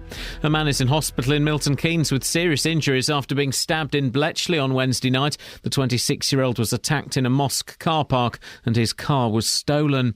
And a dental nurse from Bedford is considering taking a case of unfair dismissal against the employer she was accused of poisoning. Ravinda Kaur has faced 2 trials in which the jury failed to reach a verdict. Now it's been confirmed she won't face a 3rd trial. Three Counties Sports. BBC Three Counties Radio. Practice starts this morning for Sunday's Spanish Grand Prix. Hertfordshire's Lewis Hamilton has won the last 3 races. The Milton Keynes Red Bull team have confirmed that world champion Sebastian Vettel will drive with a new chassis this weekend in a bid to improve their early season form. The FA chairman Greg Dyke says he has to act to prevent the number of English footballers in the Premier League continuing to fall. His plans include incorporating B teams from Premier League and Championship clubs into the football pyramid. MK Dons chairman Pete Winkleman says he's pleased a debate has started on the development of young players. We have the most exciting football anywhere in the world. We've got to be able to put that together and produce, a great England team. In fact, all the home nations can we can make it better. So I don't know about individual things. The devil is always in the detail. No doubt they'll be discussed at length, but I do welcome the fact we're talking about it. Derby won 2-1 at Brighton last night in the first leg of their Championship playoff semi-final. Tonight, Wigan host QPR. Luton's development squad lost 2-1 to Biggleswade Town in the Bed Senior Cup final at Kenilworth Road. The Hatters took a first-half lead through Alex Wall, but second-half goals from brothers Lee and Sam Reed saw Biggleswade lift the trophy for the second successive year. After yesterday's second stage in Bedford, cycling's Women's Tour of Britain is in Hertfordshire tomorrow, with a stage from Cheshunt to Welwyn Garden City. Today's stage is from Felixstowe to Clacton. And Peter Moores takes charge of his first game in his second spell as England cricket coach today. England play Scotland in a one-day international in Aberdeen. BBC Three Counties News and Sport. The next full bulletin is at 9. Call 08459 455 555. BBC Three Counties Radio. You can give us a call about boys wearing dresses. Does it worry you? Does it upset you? Do you think it's going to turn them? There's a phrase you don't hear very often. Oh, he turned. You don't hear that very often these days, do you? 08459 455 555. Last 30 minutes of the show. Give us a call about what you want. Yes, yesterday we spoke to Brendan in St Neots, who was concerned that this women's cycling thing was going to interrupt his important day. He had to get somewhere on the number 4 bus, but roads were closed, routes were being changed. He didn't have a clue what to do. Well, hopefully we helped him. Brendan's on the line now. Morning, Brendan. Morning, how are you getting on? I'm getting on okay, Brendan. I've learnt from yesterday you're not actually interested in a genuine answer, so I'm not going to give you the genuine answer. What? I found out yesterday that bus number 3 was not running. Oh. They were running 15 minutes late. Oh. The bus number 4 came and it went a different route to its standard route. Yes, we did say yesterday it was going to go a different route. Yes, but it took about 10 minutes. The same time it would normally take to get to the crossroads on Castle Road. Yeah. To go round. Do you mean? Yes. It came in on the crossroads. It took an extra 10 minutes. Yeah. Did it drop you near where you needed to be? Unum Avenue, as that girl said, was open. Yes. It was not closed. Yep. That was Lisa, I think, who called in. Yes. Yeah. She said it was closed. Yes. Oh. So I went and did my checks, and it was fully open. The garage was awake and everything. Yeah. She didn't even know where the cyclists were going. She did not even look at the beds on Sunday paper. Who's that Lisa who called in? Yes, you better check your records. Yes, well, listen, if you've got any beef with Lisa, that's between you and Lisa, and, you know... So, did you get to where you needed to get to in time? We did. Yay! We got the 1:10. Beautiful. We left the bus station at 11 minutes past and got through at about 20... Got through the Castle Road about 26 minutes past. And so you got there, you did what you did your business, and did you manage to get back, Brendan, or are you calling us from a payphone? I'm actually calling in from my mobile. Beautiful. So you everything was okay. You still sound a little bit bitter. My feet were aching last night. Oh, man alive. Good exercise, though. Yeah. Good exercise. Not for people with CP, no. No, that you're right. With CP, that would be a little bit tricky.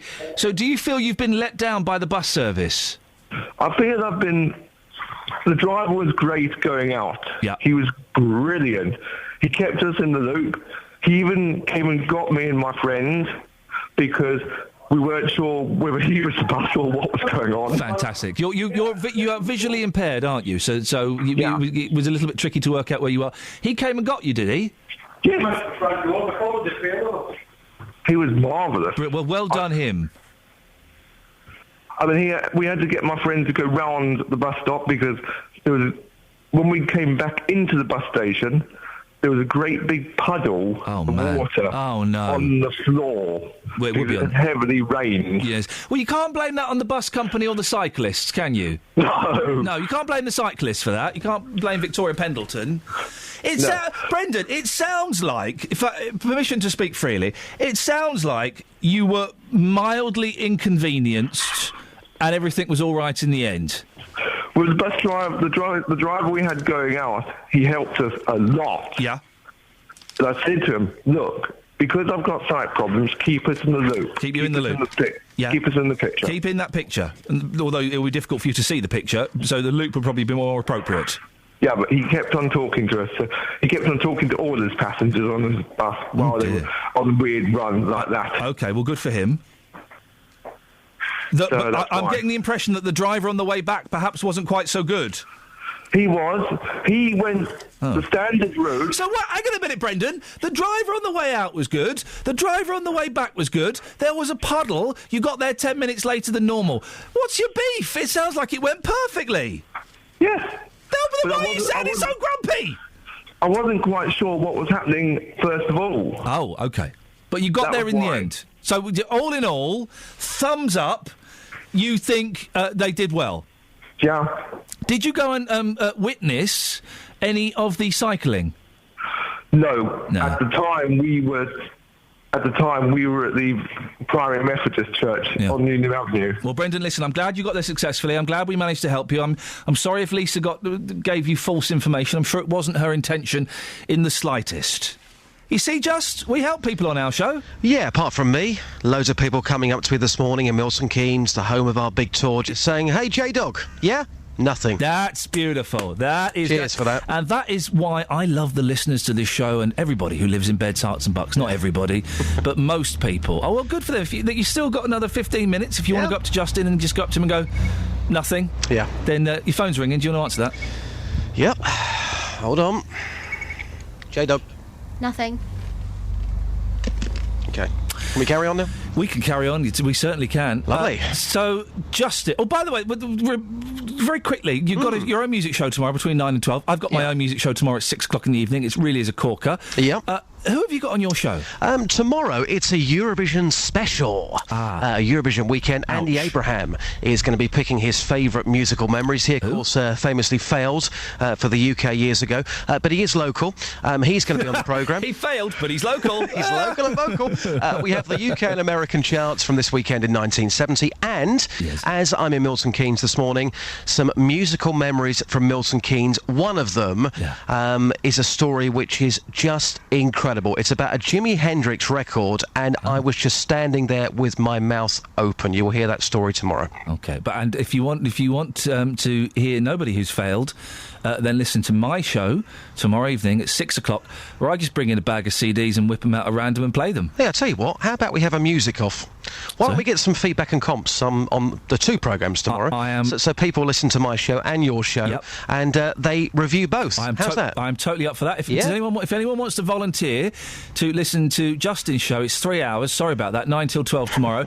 My show, it's only an hour. It's a lot of fun. You'll probably really enjoy it. 6 o'clock tomorrow. Give us a call now. 08459 455 555, and you can register as our regular radio reviewer. Whoa! I only added the word regular, so there'd be 3 hours. It's a one-off. Justin, lads in frocks. Yes. It's in the paper today. A lot of talk about this young boy called Romeo, 5 years old. He's been banned from this particular playgroup because he wears dresses, and the playgroup are saying, nope, you can't do that, it's just wrong. We had some reaction earlier in Milton Keynes. In the last 15 minutes or so, more people with plenty of opinions about this. Here's what happened. Well, Sinead, you've heard about Romeo, the 5-year-old boy who likes to wear dresses. What do you think about that? Well, I think if they want a little girl, they should try for a little girl and not dress up their little boy in dresses. What's so wrong with a young boy wearing a dress, though? Well, it's not right. What's right with it? What's wrong with it? What's wrong with it, yeah. They should dress him up in little boy's clothes. He's a little boy. They shouldn't dress him up in little dresses. He enjoys it, apparently. Have they got proof the child enjoys it? Well, we're only going on what the paper says. Apparently Romeo enjoys wearing dresses. You're not getting this at all, are you? No, I'm actually just baffled about it. I mean, if you saw a young 5-year-old boy walking past us here in Milton Keynes wearing a dress, what would your initial thought be? Would you look twice? Would you think it was weird? I'd probably have a go at the parents, asking them why they're dressing their little boy up in girls' clothes. You'd seriously stop the parent and say, what are you doing? Yes. You're that offended by it? Yeah. Morning, Michael. You're 21 years old. Now, be honest with me right now. When you were younger, around 5 years old, did you wear dresses and did you enjoy wearing dresses? Yeah, definitely. Everybody plays around. Every kid does it. Every kid messes around and tries different things. So what's your reaction to the fact that this young boy of 5 years old has been banned from this playgroup? Because it's wrong. It's ridiculous. Why? What's the point? It's stupid. I've never heard of anything like it. It's 2014. Kids should be able to do what they want to do. Adults should be able to do what they want to do. You know, everybody's the same. We're all just human. And we were talking quite openly about this earlier on, saying that some parents may fear that their child may grow up to be gay. Of course, some parents may fear that. You're not gay, even though you were wearing dresses when you were 5 years old. Yeah, no, and I don't think that things like that don't influence orientation or, things like that later on in life. It's just what you do, It's like I say, everybody's equal, everybody's human. They can go and do whatever they want to do. It doesn't really affect you, so why stick your oar in it more than anything else? Now, Jane, you're a young mum. You've heard about this story. What's your reaction to it? I think it's terrible. Everybody should be allowed to be themselves and express themselves, really. I think he should be allowed to... He's just a little boy, so I think he should be allowed to go and play in the playground, really. Do you think there's anything wrong, though, with a 5-year-old boy wearing dresses and clearly enjoying that experience? It's a tricky one, isn't it? Last time wearing some kind of princess, dress. As long as he's happy and his mom is happy and she doesn't see anything wrong with it, then I guess it's fine, really. And he's not harming anyone, is he? So it's all right. I was surprised by that first mum, just. Absolutely. She'd go up and tell the kid, the parents, to ask them what they're doing. Yeah, I mean, absolutely incredible. She does blame the parents for this. She's saying, look, if they wanted to have a young girl, have a young girl, but as that's how it works. but the paper reports that this young boy is very theatrical and he enjoys wearing dresses. He's been stopped, but she was absolutely furious. Some of it had to be edited out the first time because she was actually a little bit too furious, but certainly she would stop parents walking down the road if they had a young boy and that young boy was wearing a dress. Incredible. Did you wear dresses as a kiddie, just? Very occasionally, but then when I was younger, I was always into football kits. I always wanted the latest England kit, the latest Luton Town kit, so for me, it was all about football kits and not dresses. Do you want to get your phone, Just? Yeah, OK. Who is this? Nothing. What kind of dress did you wear? Mine was like a sort of turquoise, frilly little number. Well, I think it was, white. It was frilly. I think I borrowed it from my cousin at the time. And I think, to go back to something somebody mentioned earlier on, they were talking about the fact they work with young children and young boys if they've got sisters. Sometimes they come in with their handbags and their sisters' dresses. It's just what they do. I'm not getting that. I've had enough of you lot. Can I go now, boss? See you later. And with that, she's gone.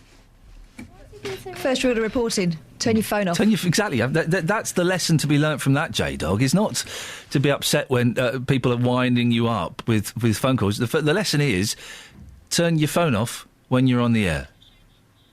Is it on at 5? Oh, you told me it was 6. Your show's on at 5, boss. Oh, blimey. Well, we've had no volunteers to volunteer to review it. Anyway, it's on at 5 tomorrow. OK, fine. Excellent stuff. Well, I shall make sure.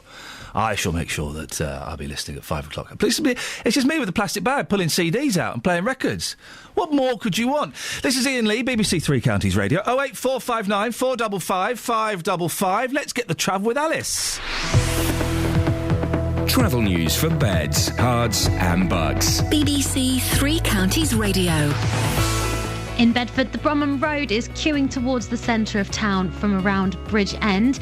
We've had callers report delays of over half an hour to get into the centre of town. This is possibly because there's a lane closed along this stretch around the Branston Way for roadworks for the new A6 link. Also between Chorleywood and Rickmansworth on the sensors. Chorleywood Road, heavy going in patches in both directions between the Rickmansworth station and the Chorleywood Cricket Club. The M25 anti-clockwise, queuing between junction 18 for Chorleywood and 16 for the M40. Public transport, London Midland, Southern and Virgin trains between Milton Keynes and Euston have delays of up to 25 minutes. I'm Alice Glossop, BBC Three Counties Radio. Alice, thank you very much. We've had an interesting email and an interesting text come through on Ladfrock. We'll get to those in a second. Right now it's 8:46. It's Friday, the 9th of May. I'm Iain Lee. These are your headlines on BBC Three Counties Radio. Ministers are being urged to fundamentally change the way terrorism is tackled in the UK. MPs say Scotland Yard's powers should be transferred to a national body. A man is in hospital in Milton Keynes with serious injuries after being stabbed in Bletchley on Wednesday night. The 26-year-old was attacked in a mosque car park and his car was stolen. And in sport, practice starts this morning for Sunday's Spanish Grand Prix. Hertfordshire's Lewis Hamilton has won the last 3 races. More of your calls, texts and emails on boys wearing dresses, but before that, let's get the weather with Georgina. Beds, Herts and Bucks weather. BBC Three Counties Radio. Not particularly good weather for wearing dresses this weekend. We've got quite a breezy day today with some blustery showers around. They're going to be turning quite heavy this afternoon, but we should have some sunny spells in between, with temperatures reaching 15 or 16 degrees Celsius. Now tonight, it's fairly quiet to start off with, but then we have a band of rain pushing in from the west. Now that's going to be quite heavy in the early hours of the morning, but the bulk of it should pass by the time most of us get up tomorrow. The winds do pick up, though, as that rain comes through. We've got temperatures down to about 9 degrees Celsius. So tomorrow morning, we're more likely to wake up to more drizzly rain. The heavier stuff should have already passed, but behind it there'll be some blustery showers. They're going to be quite heavy at times as well and continue all the way through the night, but hopefully some sunny spells in between, with temperatures reaching 16 or 17 degrees Celsius. The winds are going to be pretty strong, particularly later on in the day tomorrow too. Sunday and Monday still staying with the sunshine and blustery showers, but slightly on the cooler side. Tuesday though, not looking too bad. We've got lighter winds and only a few showers around, but it does look like we're going to be holding on to that unsettled weather all the way through until Thursday. That's your latest forecast. Mary's in Leagrave. We've got to go quick. You're waiting for a taxi, Mary. Going anywhere nice? No, I volunteer at a club for blind and partially sighted people. Oh, that'll be good, though. Being picked up. OK, well, in that case, let's do you quickly. What do you want to say? All this discussion about the little boys wearing dresses. Yes. Which is quite understandable if they've got sisters. Yes. But nobody has mentioned that practically every little girl wears trousers. Oh. And they keep...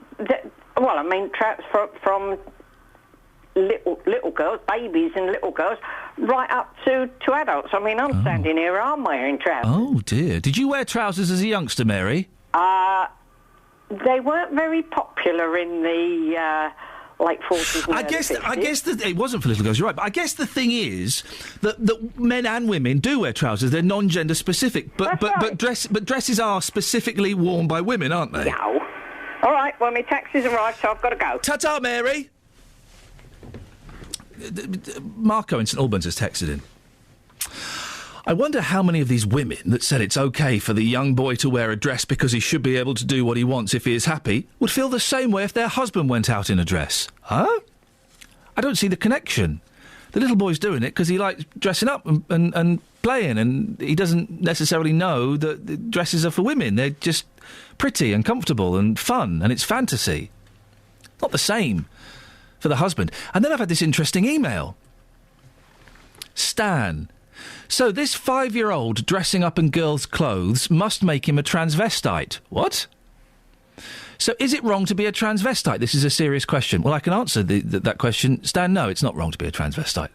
Blokes want to dress up in women's clothes, do it. The problem I've got with transvestites, right, is so often these, they dress up like really tarty women. OK, if you're going to be a transvestite, well, then why don't you just dress up in normal women's clothes, you know, and you look like a normal woman instead of looking like a hooker? I don't understand that. Have you seen that, Kath? You get trannies that dress up in the stiletto, black stilettos, the fishnet tights, the short skirts. You see all that kind of stuff. I've seen... Is that what they think women look like? Well, that's what worries me. Or that's just what they want to wear. So they want to be trashy women. They're trashy transvestites. But they don't feel like... They're not women, are they? They're men in clothes that women would wear. Some of them do it. And we spoke to Victoria earlier on, who does it, and he's a bloke and he's married, and he's all man. But some of them do it to pretend to be women, don't they? Don't they? I don't know. Maybe they feel that that's... Sorry? Maybe they feel that that's the sexiest a woman can look, and that's how, when they want to dress up as a woman, they want to feel sexy about it. Yeah, I suppose. It's confusing, isn't it? Listen, people's sartorial choices baffle me all the time. I'm not going to ban them from making them. Well, you laugh at people when you don't like what they wear. I know, but they probably laugh at me. She laughs at you normally. Yeah, exactly. I've thrown away a pair of shoes because of this woman. They were ridiculous. They weren't ridiculous shoes. They weren't ridiculous. Those suede ones, those blue... They weren't blue. Brogues. Grey brogue things. They weren't blue. Two-tone. Tritone. Why did you throw them Because away? Kath laughed at them. Because one person laughed Yeah, at and them. she made me feel insecure about myself. Oh, don't be silly. It's true. You made me feel insecure about myself, so I threw them away. Well, that's ages I ago. can't make you feel insecure. You're doing it to yourself. She's true, but you helped my insecurity. But you've made Kath not wear handkerchiefs anymore. The neckerchiefs? The neckerchiefs. I like the neckerchiefs. Oh, do you? You know, I like the neckerchiefs. You look like one of the older air stewardesses. Listen, you say what you like. If I like it, I'm going to wear it. Everyone likes to go in the dressing up box, and it's no one else's business. I like the neckerchief. I've always liked the neckerchiefs. Good. It doesn't make any difference to whether I wear it or not. I like those shoes as well. Yeah. And I've chucked them. Why did you throw them? I'm shocked No, you that can't blame one me. person's opinion can make you throw away something you like. When it's a Although person- it is my opinion. When it's a person, when it's a person that I respect and admire and look up to. But it's not, and it's Kath. Yeah, I know, exactly. So I don't know what Hey, I don't know listen, what the feeling I was. saw then. the shoes. World, you're welcome. Oh, Peter's in Wolverton. Morning, Peter. Good morning, and peace be with you. Oh, Peter, that's what we need. It's all we all need, a little bit of peace. Indeed. What have you got for us, boss? You are going to be on the radio again at 5 o'clock tomorrow. 5 o'clock. I got it wrong. That's what I was told, 6 o'clock. I've got it wrong. It's 5 o'clock tomorrow. There's an hour-long music show where it's me pulling CDs out of a bag and playing what comes out. I need someone to listen to it and compare it with Justin Dealey's music, in inverted commas, show, and see... I don't want to say which is the best, but I need people to phone up and tell me that mine was the best. I am going to be neutral on this, but I will review your show and make a comparison with Justin's so that you will get a very fair amount of... Can we expect to have that review on Monday, Peter? Yes, I don't see why there's any reason why that can't happen. Ever worn a dress and high heels? Please, the thought of wearing any item of woman's attire on my body gives me the shudders. Why does it give you the... I'm assuming you mean the bad shudders, not the good shudders. Why does it give you the shudders? The bad shudders.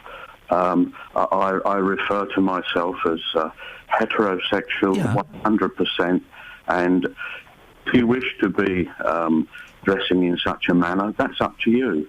But I could never, ever. Have you never even... And it doesn't make you gay if you wear a skirt. Have you never wondered what it would feel like to let it all hang loose and wear a skirt? Not in the slightest. It's never crossed your mind once. That surprises me, Peter. I once wore a kilt for the one of the Scottish regiments, and that was strange. Yeah. But women's attire, no, women look very nice dressed as women. They all look lovely dressed as women. Yeah. Blokes look like blokes if they're dressed as blokes. Blokes dressed as women, that does confuse me sometimes. Exactly. Yeah, I'm glad I don't drink anymore. Peter, thank you very much indeed. 08459 455 555. He'll be listening to Justin Dealey's show between 9 and 12 tomorrow, and my music show between 5 and 6, and coming back and reporting on which is the best. Harriet's in Cambridge. Hi, Ian. Hello, Harriet. How are you? I'm fine, thank you. I always feel, and the tapes will back this up, whenever you come on and speak, I always raise my voice a little bit. You're right, you've fallen over. What happened? Fine. I do. So I'm talking from Peter, and I'm talking to Peter like this, and you come on and go, "Hey, Harriet, nice to see you." So I don't know why that is. Harriet, have you ever dressed up as a woman? No, hang on a second. Have you got male friends who've dressed up as women? I did when I was very little. When I was like in reception year 1, I had a best friend, and whenever he came round our house, his favourite thing was to raid the dressing up box. Wonderful. And he'd want to dress up in this green silk ball gown that my grandma got from a car boot fair or a different one or something. It sounds adorable. And yeah, he was really cute, but he was a really effeminate boy. That was just him. Yeah. And yes, he did grow up, and he did go gay, but he went gay, did he? But that was him, and it's just his character. It's not because he was a horrible child or he was weird or anything. That was just him, and the rest of us were just like, "That's William." So the dress didn't make William go gay. It was just what was ever going on. He was effeminate anyway. He just did. And he didn't have any sisters at home at that point. Yeah. He had a younger brother called Harry, who was a very boyish boy. Hang on a second. Have we just libelled the royal family? You were friends with William and Harry? Yeah. But not that William and Harry. Oh, okay. That's weird to name your kids after, well, William and Harry. Why would you do that? I don't know. They did. Were they like royal fans? I don't know. I only knew them when I was really little. Okay, yeah, you wouldn't have asked that question when you were like 5 years old. Well, no. And did you? I imagine as a girl, you kind of enjoyed having a boyfriend that would dress up in girls' clothes. That must have been fun. Well, I mean, we just sort of... I mean, his argument was that boys wear skirts too because you have Scotsmen in kilts. Yeah. Fair play. Yeah. And, we just altered our games or whatever we were doing to fit around that because kids tend to be a lot less silly about that sort of thing than adults. Yeah, they're less judgmental, definitely. Yeah. And the other thing that I've heard is that kids, when they're very little, if you, like, have a little boy and a little girl and you like, when they're really little, and you have two identical toys, and one of them's pink and one of them's blue, both kids will go for the pink one up to a certain age on the whole, because it's an actual colour thing that's built into the brain. But I was thinking maybe, like, for kids like William, they just don't grow out of it so quickly. Harriet, I've just been sent this email from Jean in Aylesbury. I'm keen to get your thoughts on this. Morning. If this child wanted to go to school naked, that would be okay then, would it? The parents are obviously attention seekers, end of. Girls do wear trousers, you know. If he likes wearing dresses, do it at home. Sheer attention seekers and utterly stupid. Gosh. That's an angry email, isn't it, Harriet? Isn't it, heck? Why can't people just calm down? Exactly. Why can't people just calm down? Thank you, Harriet. Gosh, that's a very angry person, isn't it? Not Harriet. Harriet's always quite giggly and upbeat. Jean, thank you for that. I wish you'd... why is it we've had a few shows where we've had a really good... last few Fridays, the last 10 minutes, we've had someone come in who's quite angry and aggressive. Because everyone's switching on for JVS. Yeah, that'll be it. They're warming up for JVS. OK, that's it. That's your lot from us. Justin is on tomorrow between 9 and 12. I'm on at 5. BBC Introducing, produced by Kelly Betts, is on tomorrow evening at 8. It's coming up to 8:59. Let's get the travel news now with Alice. Travel news for beds, cards and bugs. BBC Three Counties Radio. We've had a call from Andy in Bedford. These queues on the Bromham Road taking about an hour to get into the centre of town, probably because there's a lane closed along this stretch at the Branston Way where the roadworks are to build the new A6 link. Then on the A6 itself towards the centre of Bedford, very heavy between the A421 and South End. On public transport, First Capital Connect between Welwyn Garden City and King's Cross, there are delays of around 15 minutes. Then London Midland, Southern and Virgin trains between Milton Keynes and Euston have delays of up to 10 minutes. The Piccadilly line, severe delays throughout because of a signalling failure. I'm Alice Glossop, BBC Three Counties Radio. Alice, thank you very much. Have a great weekend. That's it, that's your lot. Don't forget, in a few hours, this week's podcast will be uploaded. You can get it from the Three Counties website and then from iTunes, probably by this evening or tomorrow morning. JVS is up next. Until Monday from us. Ta-ta. Local and vocal across beds, hearts and bucks. This is BBC Three Counties Radio. Thank you, Iain. Good morning. Welcome to the JVS show. I'm Jonathan Vernon Smith. It's Friday. It's 9 o'clock. And on today's big phone-in, should children who commit crimes be given lifelong anonymity? 30 charities have told the government they want children who commit crimes to have